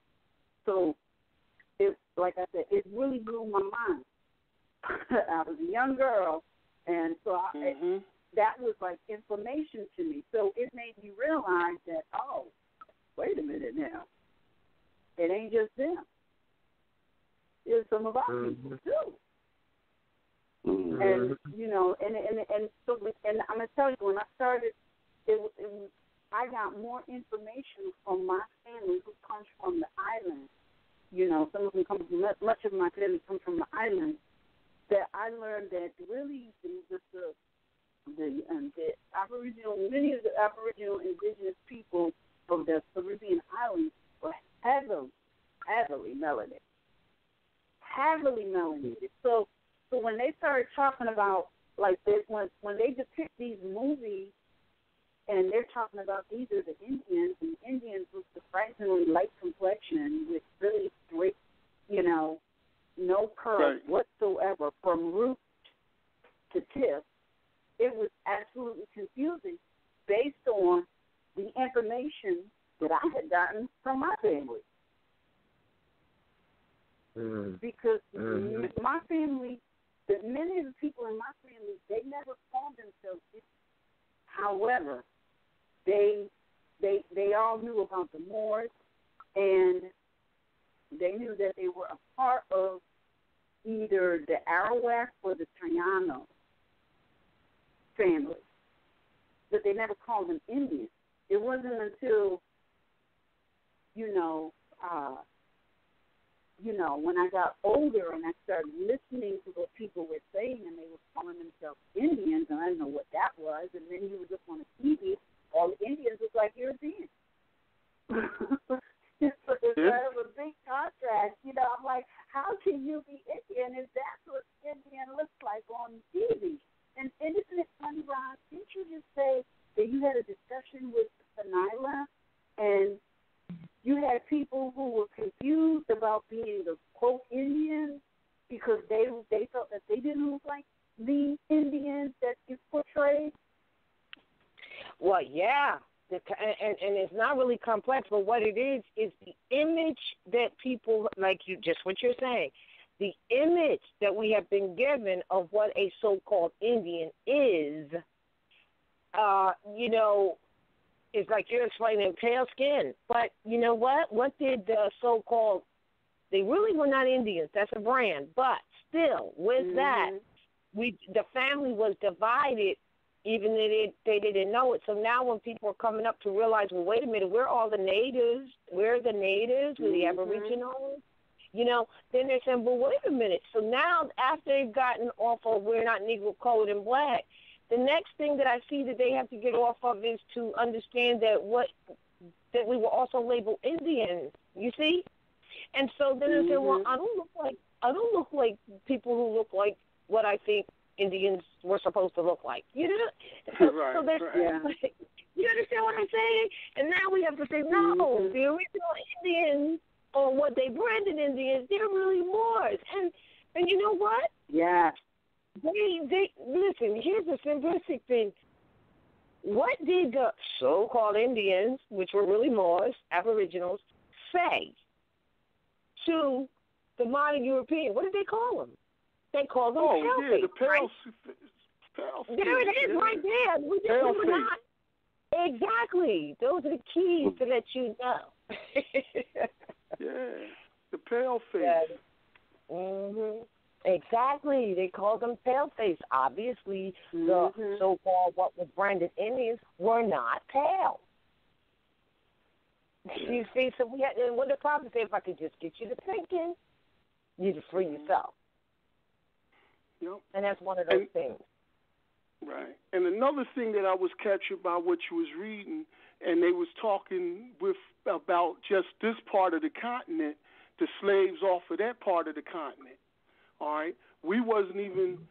I didn't hear too much even about Asia or what they call in Russia today. You know, that part of the continent, the slaves out of there. We just talking about right here on this here northern part of the continent, when we talking about Great Britain, England, and Wales, and Scotland, and the Irish, just the people from there, thousands of the people that was brought over in enslavement just from that area. You know what I'm saying? You know, so he did his study just on, appears to be just on that area there. You know, because go ahead. No. I just wanted to add. Interesting you said it, because it was a book by a modern European. His name was Henry Katz, K-A-T-Z, and I think it was called Black Indians. I think that's what he called it. And in his book, he said, and we got to get that book as well. He says that you could not tell the difference between what they called Indians and what they called African slaves. Right. Because you couldn't even tell the difference, because we were all the same people. Now, then the amalgamation came, later, and I think that's when they took snap and said, well, this is what an Indian looked like. You know what I mean? That's what we branded Indians. Oh, absolutely. Because the camera only was created when, in 18-something? 36 or something like that? Right, but and then it only was black and white. But then when you go to historical pictorials or drawings or whatever, none of them are pale skinned as far as the Aboriginals. You know what I'm saying? Yep, they were redone. A lot of those things. Like even Beethoven and all them, they weren't modern European. They were dark skinned. Someone just sent me a picture of that too. You understand? They were melanated. So in other words, since like you said, there was no cameras to prove it, they gave us an education, and they colored them. They put themselves in as some of these great people. That's right. Yeah. Okay. Absolutely. I have a thought, and one of the things that I often think about is I wish that I could go back in time and actually, get confirmation on who was, in fact, mixed, and what I mean by that is that, like, for instance, when you look at, and I know that there's been a lot of stuff done, a lot of misinformation done specific to social engineering, thanks to Brother Abdul Talib and lending us that term. Excuse me. 1 second. I got to plug in my phone here. But you know, the one of the things that facilitated all of this to happen, obviously, was the mixture of blood. And so when I look at this time frame and I try to put things into perspective,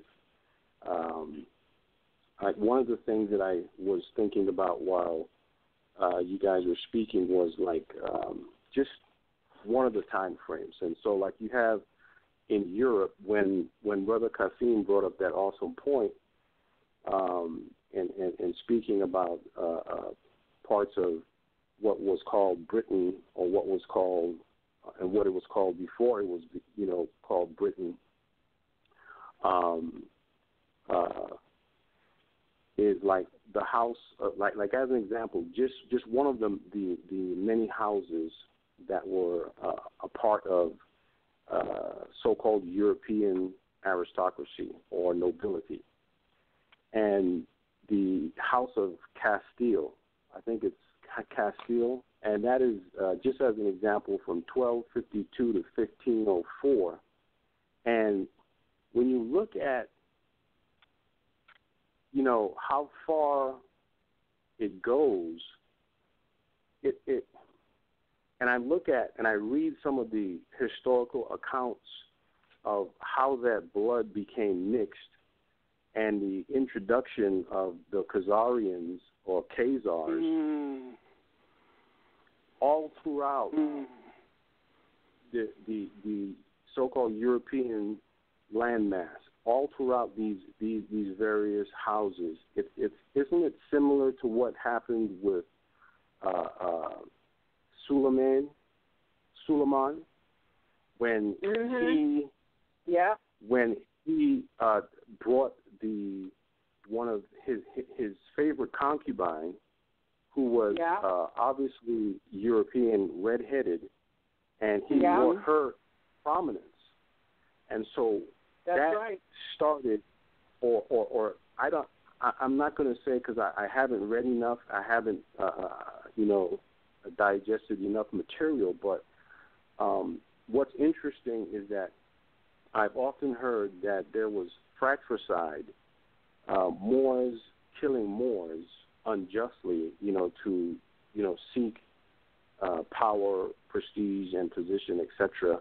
But definitely we know that after much of this amalgamation had taken place, Europe, or so-called Europe, was filled with it. It was all across Europe, and so when I take that into consideration, okay, that's one aspect that shows a breakdown in infrastructure, values, etc. Because when you mix blood, you create something that's different than what was already there. It creates different dispositions, and that is definitely one of the things that has been said and spoken about with the Sicilians, with some of the Italians and so on. Why, as to why they are so. And I know I'm stepping into an area of a lot of conjecture and so on, but as to why they are so mean-spirited. And whether or not that is true, I don't know, but it makes me wonder, what was what were these noblemen and noble women thinking during that time frame, knowing that the bloodline goes through the mother, knowing that family is equivalent to government, knowing that nationality was extremely important, because when you look at all of these families from Russia, Empress Alexandria, all of these people, they all exemplify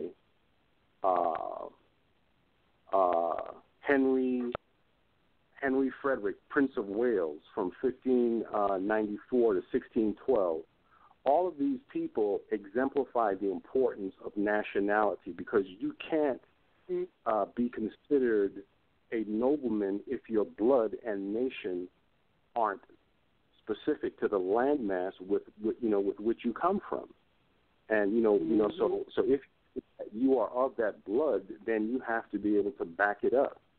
Unless you can do something outside of the boundaries of to thwart somebody from taking the throne who is a rightful heir, etc., or holding certain positions, based on your lordship or your bloodline or what have you. So when I look at all of this,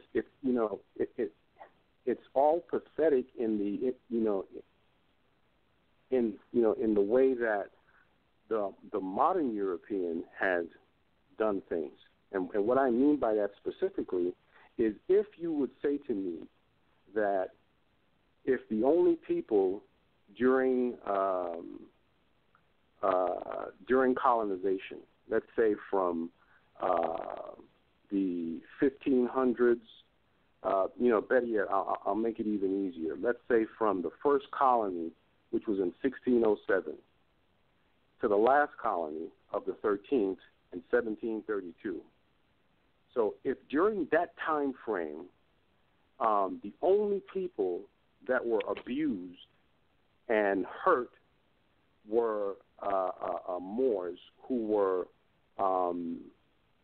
called or tagged as black, that would be one branch of history that I can say, all right, well, they're directing all of their energy and all of their focus based on their hatred for individuals who had enslaved them in some way, shape, or form, regardless of whether or not it was severe. They weren't free, and some of them weren't free in many cases. But when I hear this reading, part of that reading, and part of this history through these colonies, Moors weren't the only ones that were being abused by Europeans. And so, even today, even in 2017, many modern Europeans, or so-called modern Europeans, are abused by their own statutes that were generated by their own people. You can't enslave people without enslaving your own. Right, exactly. And all Moors weren't slaves back then, and all modern Europeans, remember, they were coming out of slavery. Modern Europeans are what we call modern Europeans, original slaves. They were born into slavery. They were always slaves. They had to come out of it, so to speak. Why? And remember, and I don't mean to cut you, but I just want to put in here, you got to go and read the Benjamin Banneker letter too, 1790, I think it is, and remember, all Moors, you're right, they were not slaves. There were some, especially in the north, that were never slaves. They show you that constantly. The slavery was done in the southern part, which they call Little Africa. I mean, they did. It was called from South Carolina down.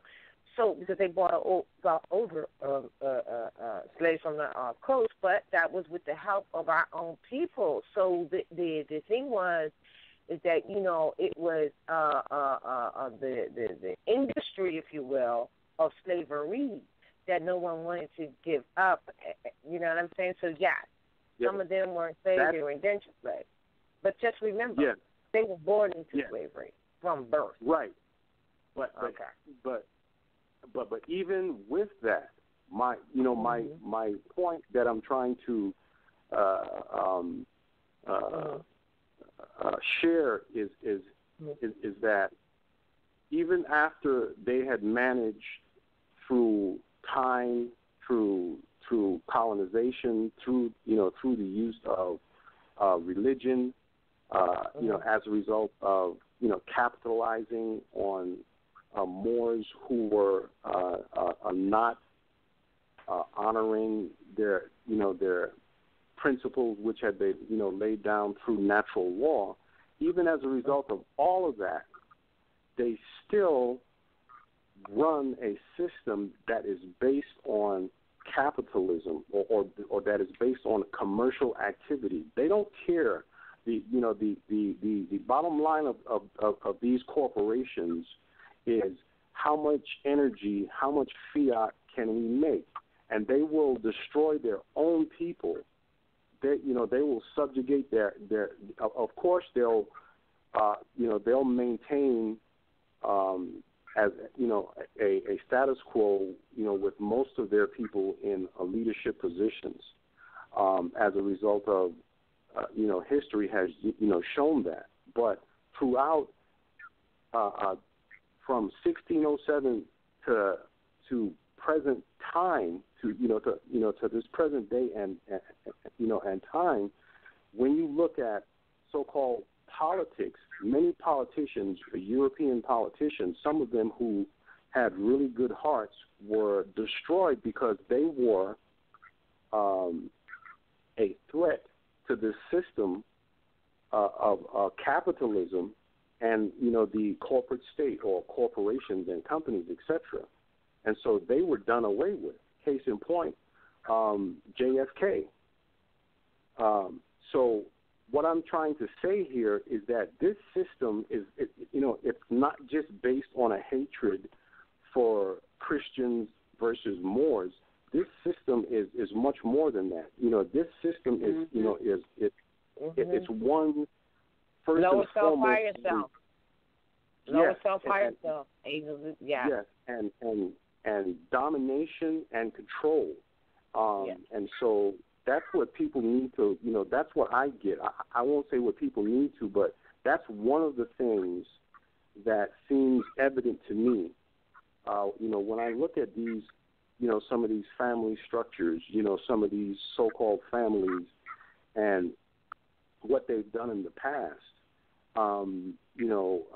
whether it was amalgamated Moors or not. And everything seems to be based on domination and fiat and control. That whole Christian thing versus Moorish thing, that seems secondary. I yield the floor. Well, I just wanted to comment when he said that whole Christian versus Moors. Not really.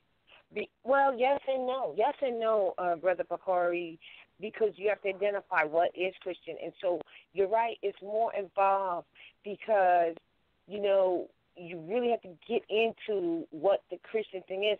And these are all tentacles to keep the people from honoring themselves and their mothers and fathers and knowing themselves. And so we have to start from that. And so these things keep you from that, because when you say Christian, that you got to understand the treaty said Moors and Christian powers.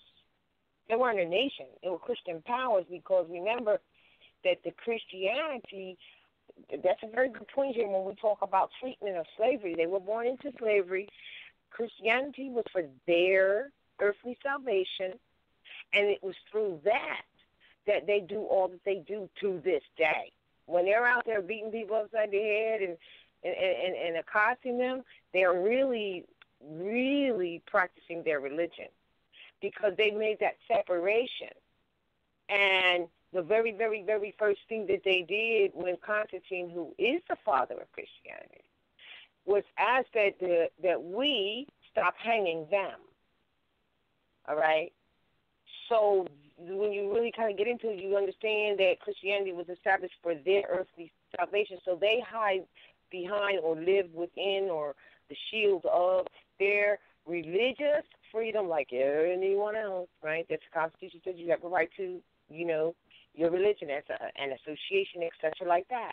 And that's why the prophet said, declare your nationality and proclaim your nationality and your religion, because everything that they're doing is behind that Christian religion. Now, I know that there's some of our people who, say they're Christians without understanding, what it really, really is.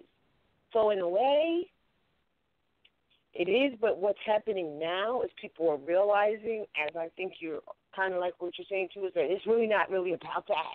Because if you have the right to do that, whatever, it's about inhumane activity. It's about fallen humanity. It's about demons and angels. It's about higher self and lower self, and the contemptible spirit which can exist within anyone, regardless to what their garb look like, because we're all humanity, but then you get to the roots of how they were made, and you talk about that evil streak or that not so kind streak. Now you got to go and say, okay, well, that's the animal. That's the animal part that's in there, because there was a stage of development where, they were very, unstable. And there was a stage of development of this whole thing is reverse, of civilizing them. But, of course, you can't civilize something that is not meant to be, period. Look what you have wrought. What the hell are you trying to do? So we're paying for all of that. That's another level. Yeah. However, and I think, yes. And I think, too, you guys' point is that what we see acting out now is a methodical, systematic system that they understand to put people under subjugation and to so that they be able to dominate and do what they really want to do. So, cutting your forms of transportation, controlling your money source, or your to be able to take care of your family and things. They created that system. They put it together. And when you go into a store, you walk up to a cashier. They just pushing policy. Part of that system of the subjugation, and don't go outside of that, or you lose that job, or whatever. So that they can't. I still believe the ultimate goal is pure domination. Yeah. And in order to do that, we have to be able. We done figured out a way to subjugate all the indigenous people. And that's the system that's playing out and that we're caught up in. And so we have to find a way to really understand this here thing so that we can navigate. You said it. You have to know what it is first, right? In order to be able to. Exactly. But now you went back to the systematic thing. They made sure, from their point of view, that we did not have the likeliness to know what was going on, because they educated us with what they wanted us to know, and that was filled with lies. So all we're doing is identifying why it was filled with lies, to keep us subjugated. That's right. Because listen, all those slaves that they brought over that Annie was reading about, they couldn't read and write. That's right. So they couldn't read and write. So when you go ahead.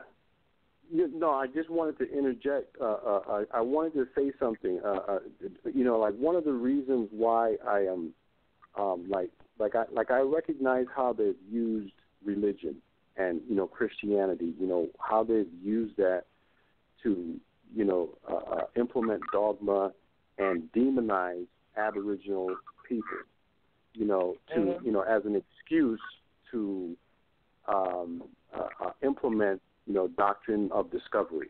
Okay, I totally get all of that, and I realize how heinous that is. But what I see, like when I hear Anna Eve read chapter 5, influx of black slaves in 1786, right?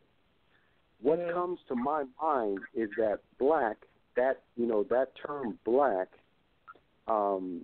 is Old English. It's not a modern English term, and it's not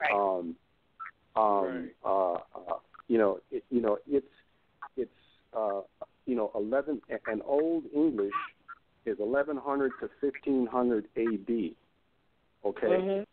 so that's like 500 years, a little over 500 years since black has been in circulation, and so what I see is a systematic plan to usurp the land, everything. That's right. All of these things that they have implemented since they have wiggled their way into into colonization.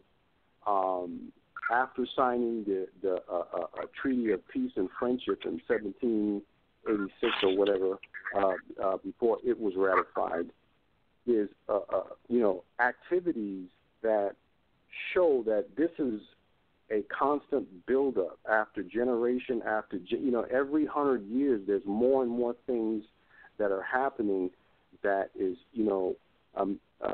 showing that their activity is it's not based on humanity. It is based on domination. It is based on spreading across the globe and taking charge of more and more resources.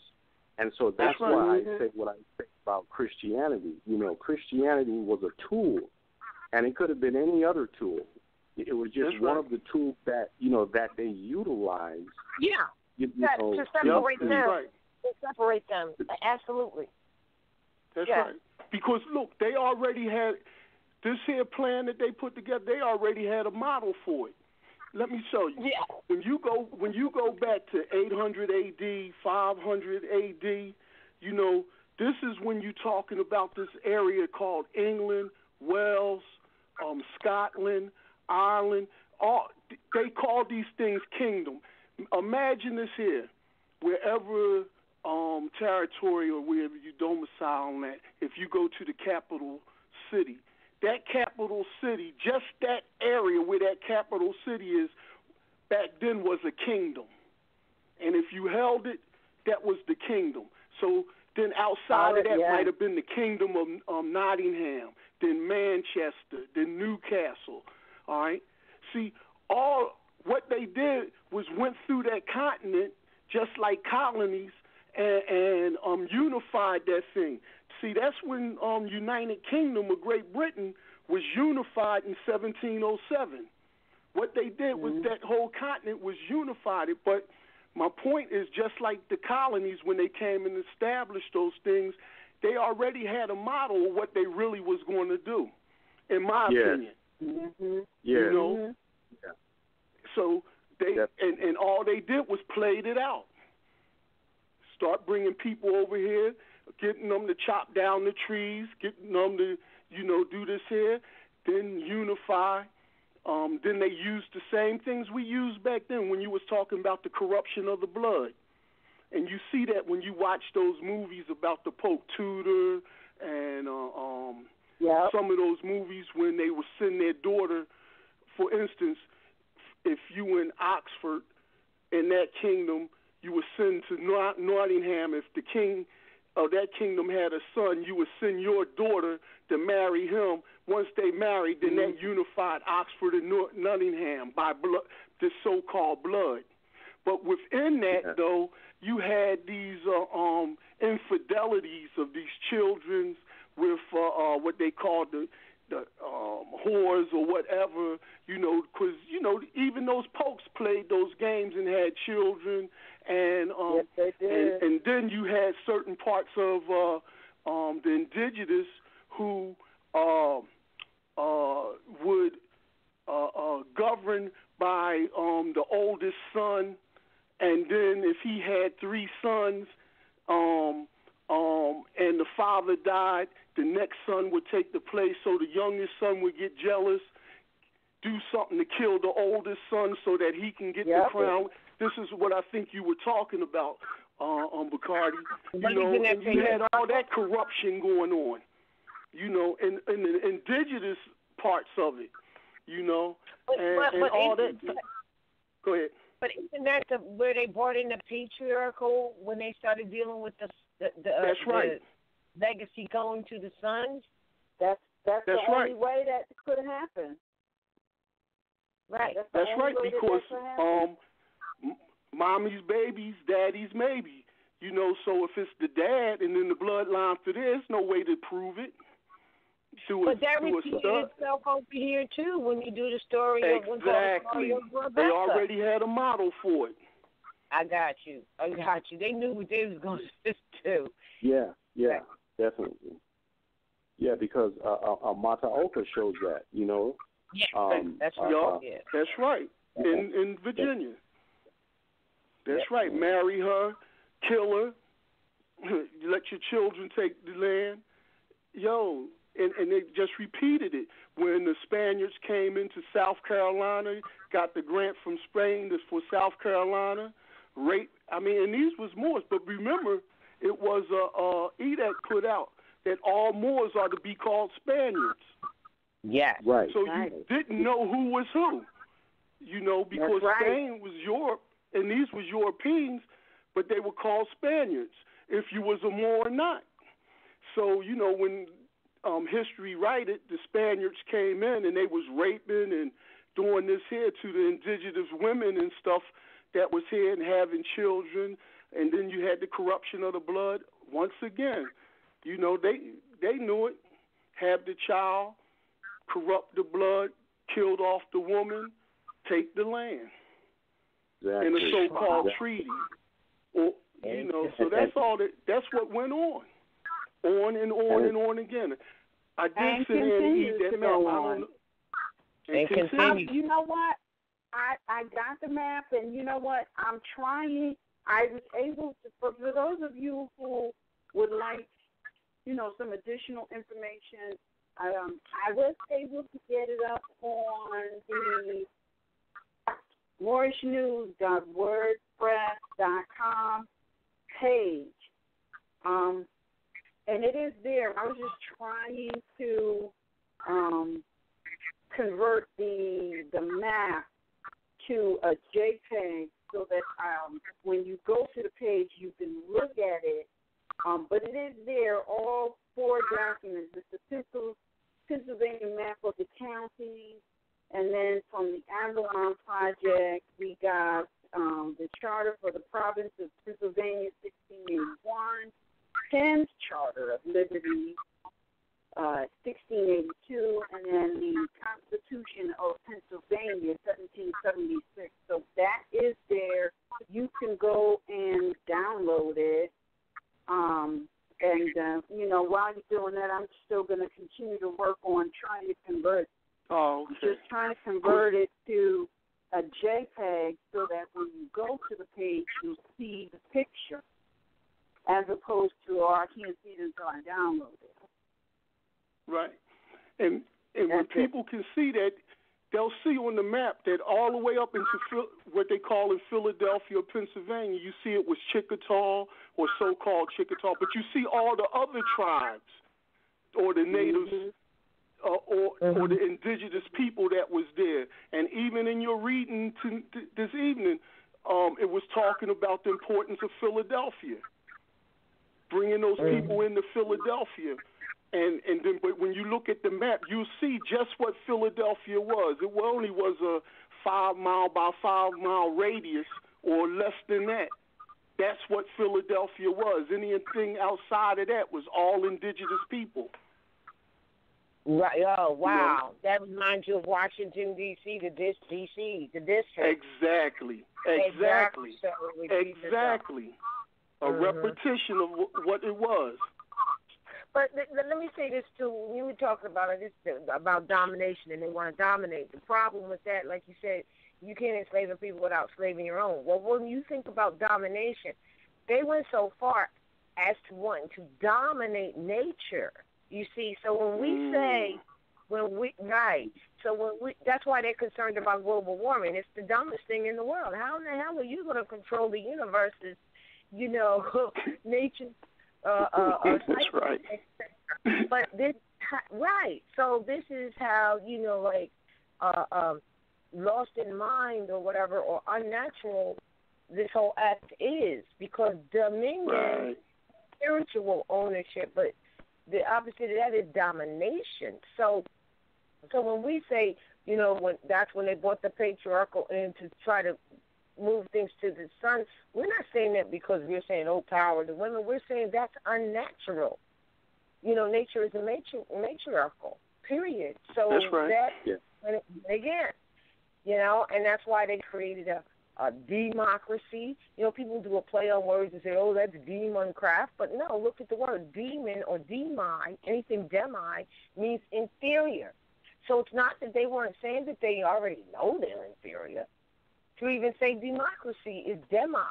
And just like it says in saying demi-God, or, that word or a substitute. So this does go deeper because, but when you look at how someone was established in a laboratory with, mixing of the human DNA, right, with animal. That's right. So then their thinking is really skewed. Well, what we're seeing today is just how skewed that is. And, of course, we were put into a mental slavery behind it as well, but now we get to see that. So how are you going to have a concern about, global warming when it's really just global cleansing and it's nothing that you can control? You know what I'm saying? That's right. But, we know that all this is coming to an end. But they're in the sun. They're in this solar system, which is the sun, which is the station. This is why the prophet said, "Let the stations of the sun, solar stations, be your guide." Because, and then also that statement about, you don't follow these instructions, the great God of the universe is going to be upset. And you're going to have all types of earthquakes. And that's what we're experiencing because it's out of touch with nature. You see? Yeah. That's right. I think here in this territory they had over 100 and something earthquakes, tremors and things within this last year. Mm-hmm. And they're not even talking about it. You know what, listen, I remember several years ago when a lot of my Europeans were dropping dead from just the heat of the summer, and they stopped talking about it. Mm-hmm. You know what I mean? So it's happening. Yeah. We living in it. I want to briefly just speak on the environment. And Mother Roz brought up an excellent point, and and I think that when I look at that whole aspect of their behavior in terms of how the environment has been treated, whether it was through some sort of commercial activity, because the most of it from what I have learned has been as a result of their commercial activity, oil, toxins, waste products for corporations that they would dispose of and try to cut corners of, that would, spill into waterways, landfills, just all over the country. And they've been doing that all over the globe. And so it's not just warring and it's not just activities as a result of war. And so that shows a particular mentality, like regardless of whether or not it's a Moor or it's a European, it just doesn't matter. That activity speaks for itself, because this is Mother Earth. And there is no second mother. There's not another Mother Earth that we know of that we can get to in the solar system. And if there was, that is no excuse to do what they have been doing to this planet. And so that speaks of a particular mentality that cares not for what is right or what is natural. It is just what we can do to make a benefit. And that speaks to my point, earlier. It's just, I'm sorry, go ahead. No, and I want to say what you're saying is she has no respect for a person or station, and now we see, and it's taking no prisoners on this abuse of Mother Earth. Mm. No respect. That's right. But But Mother Earth will soon be the second rock from the sun.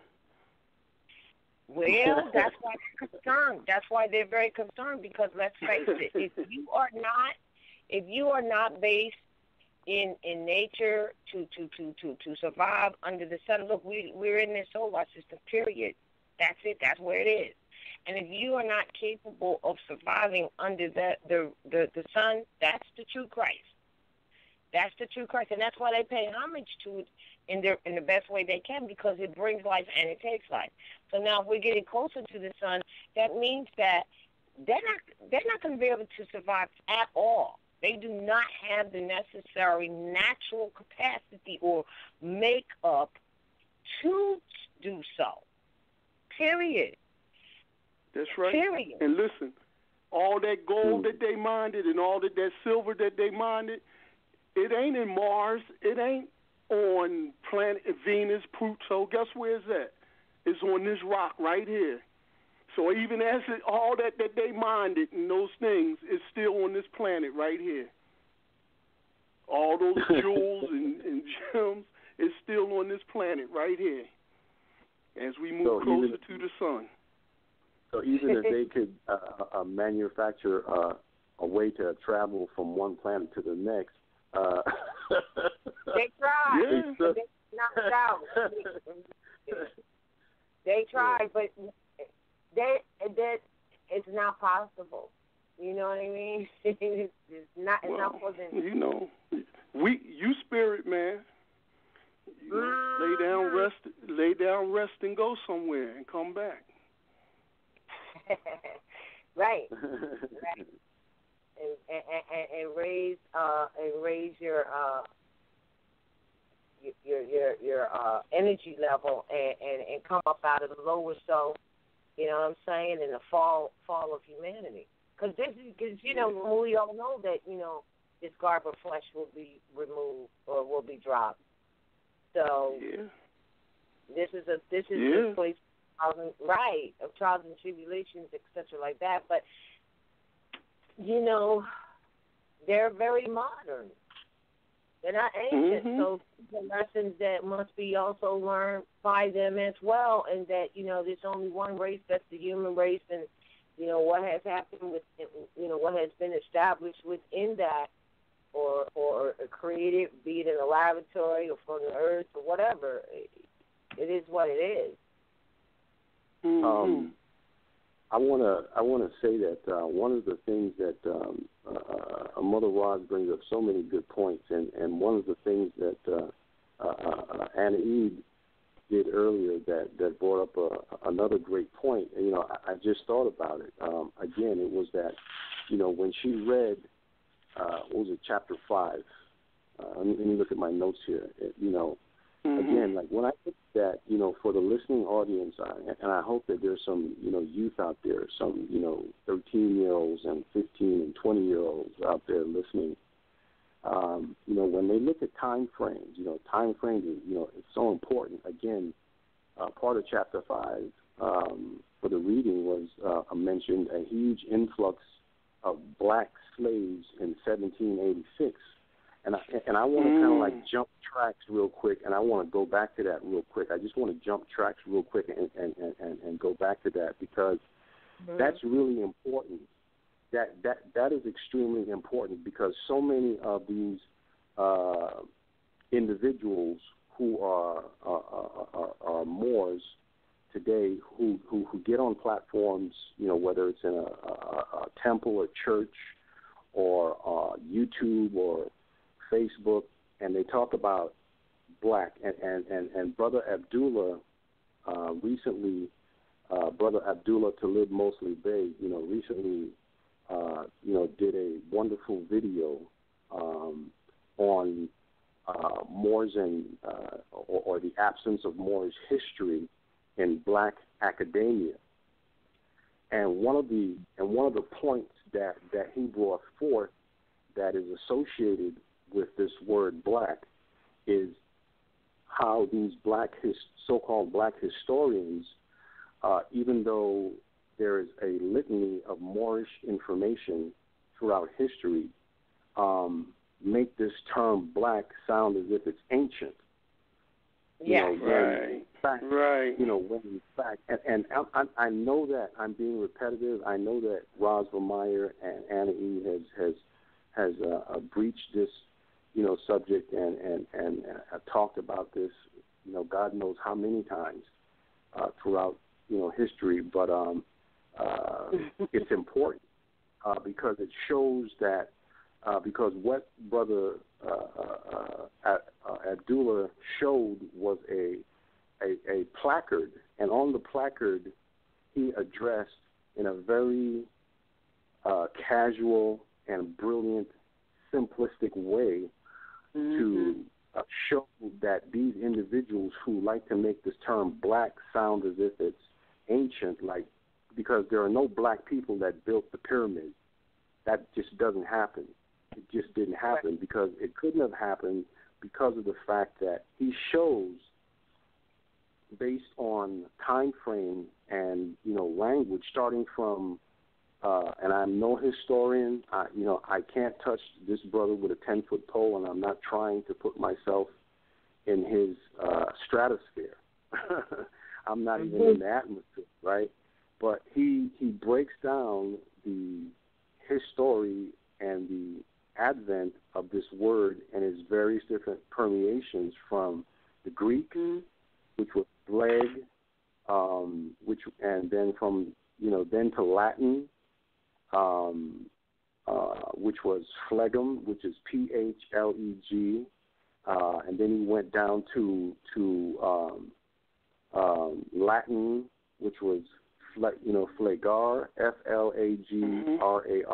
and then he went to Old Norse, which was Blakkr, and then he went to Dutch, and then and then he went to I think he went to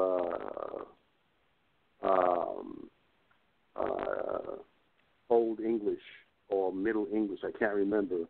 And then he, so he says, well, if you are a black person, if you are one of these so-called people who refer to yourself as black and you're a so-called scholar and you do these debates, if you say that Moor is a Greek word, well, how can you say that Moor is a Greek word when, and you say that, that there's a problem with Moor being a Greek word because of its time frame and, when, Greeks were, came to be and et cetera, but what you call yourself is black, and black is newer than Greek. Is a modern, right? It, that is, and even of course we know that Moor is not a Greek word. Moor predates Greek, but even if that were the case, the mere fact that black is it's not even 1,000 years old. It's not even 1,000 years old. So these individuals, just by the ignorance that they spew, are really hurting these people who don't know, who haven't, been exposed to people like Roswell Meyer, Anna Eve, Roz, Brother Abdullah, etc. And so I just wanted to, touch on that for the listening audience. It's very important that you put these adjectives, which are tags, into specific time frames in terms of language, because when Anna Eve read that, it just jumped out to me, because those slaves were not black people, okay? Those indentured servants, or rather those enslaved Moors, were tagged as black people, but we are not black, and we could not be black. So if and I just want to end on this because I know I've burned up like a million minutes here, but if you know, no, this is that's a good discussion. point. You want it? This is good discussion. Actually, because Dooley put out a challenge to anybody he called them to call me on that. He put a challenge to all scholars out to call me on it. Yeah. This and is so a discussion. This is a discussion. And so, you know, the only thing you need to be mindful of is at 10:30, this line is going to go down. So I'm going to prompt everybody at 10:25 that, you know, at 10:25, that's when the discussion is going to officially be over. Right. But, and before we continue, I just want to say this to our listeners. I so appreciate everybody listening. And again, please send your feedback to mhhseyeswideopen@gmail.com. Let us know how you feel about, you know, being these books being read, and then we have this discussion of what was read. And also, I would love it for more listeners to participate in the conversation. Please don't be shy. Don't think that you're going to come and talk and, you know, there's a wrong information or there's a wrong question or there's a wrong position or there's nothing wrong. This is just to be able to talk about the information that's being presented, how we feel about it, what our thoughts were. I mean, what was your thinking before you even came into this information? I mean, this is a discussion forum, you know, and, you know, granted, we kind of keep it, you know, specifically about this particular piece of information, which I think is very relevant because it's been missing, and it's a significant piece of this puzzle called slavery, which for Moors is enslavement, that needs to be heard, needs to be known.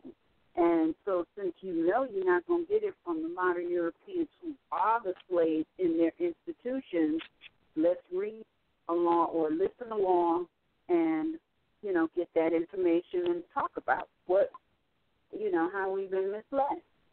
That's what it's about. So with that, we got like 5 more minutes, so y'all could. Go ahead, Bacardi, finish up. Yeah. No, the only other thing that I can say to kind of end it up and get off the soapbox here real, you know, quick is thanks again to MHHS, Eyes Wide Open, and RVBey Publications for opening my eyes to a lot of information backed by fact. And so what I'm going to do is I'm going to throw out a couple of dates here real quick that when you look at the activities that have taken place, and, you know, honors to, again, our true historians and scholars and master teachers who speak on how important it is to marry in your study history and law, because when you do that, it shows you it's going to bring to you a map. It's going to bring to you a map of activity through time. And when you look at the nature of what took place from the first colony to be established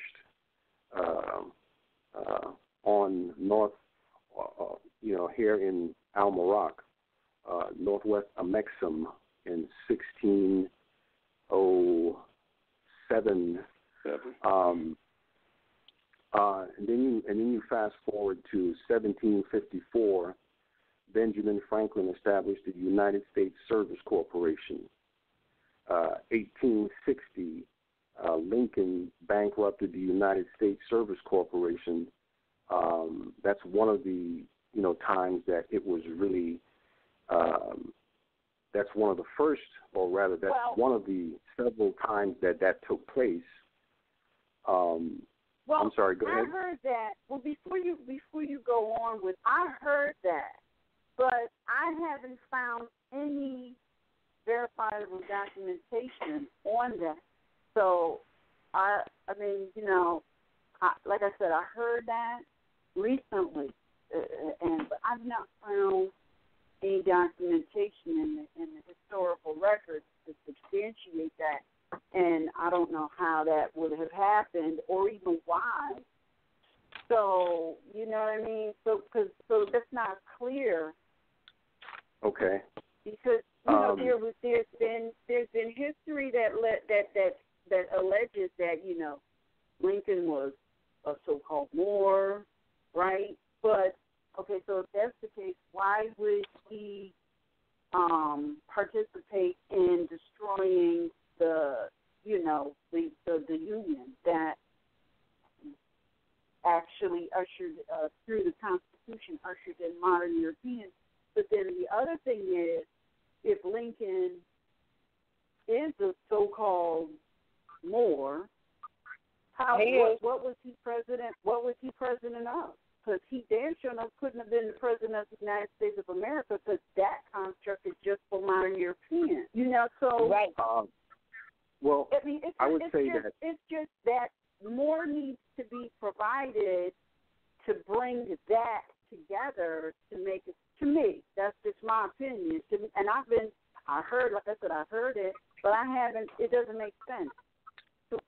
We can't take any shortcuts like when we do studies, and so I would err on the side of caution, and I would say that if that is in fact the case, then we can simply omit that. But in 1861, it's absolutely worth looking into, because like I said,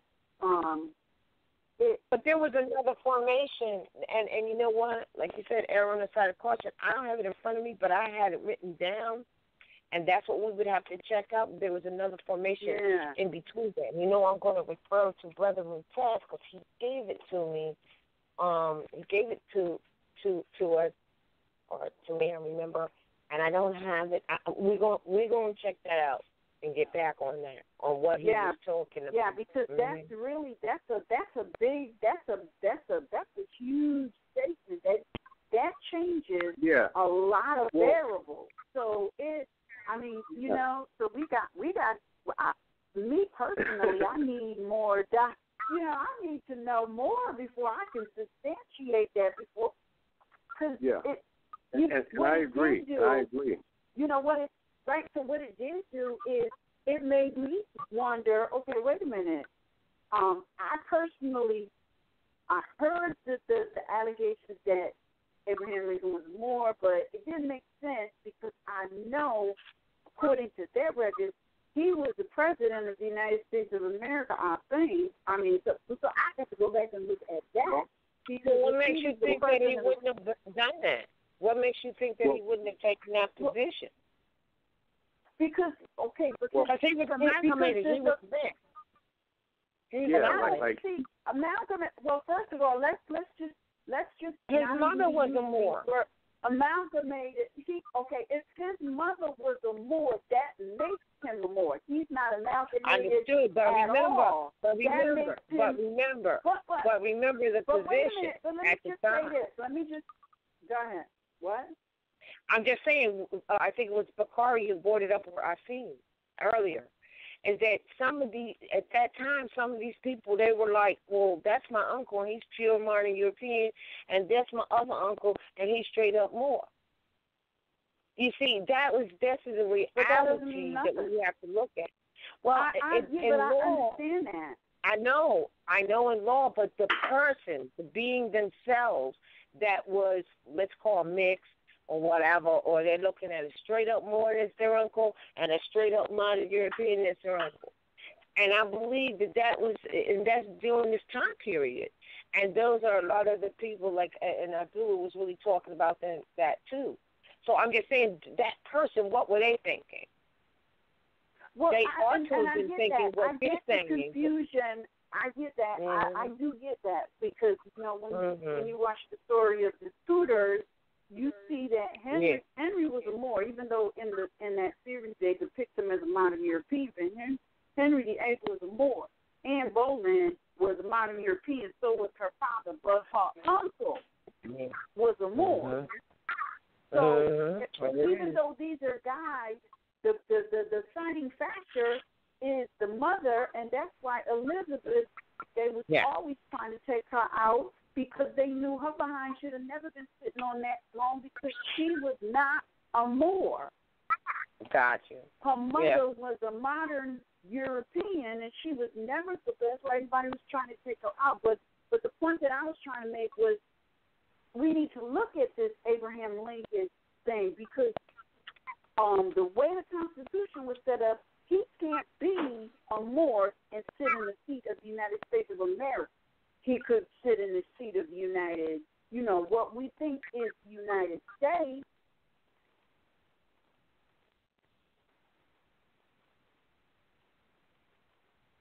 Hurry into Old Navy this Saturday and Sunday to get jeans for the whole family on sale. Just $15 for adults, $12 for kids. Plus, redeem your Super Cash starting this Saturday to save even more at Old Navy and OldNavy.com. Super Cash valid 6/3 to 6/11. Jeans valid 6/3 to 6/4. Select styles only. Hurry into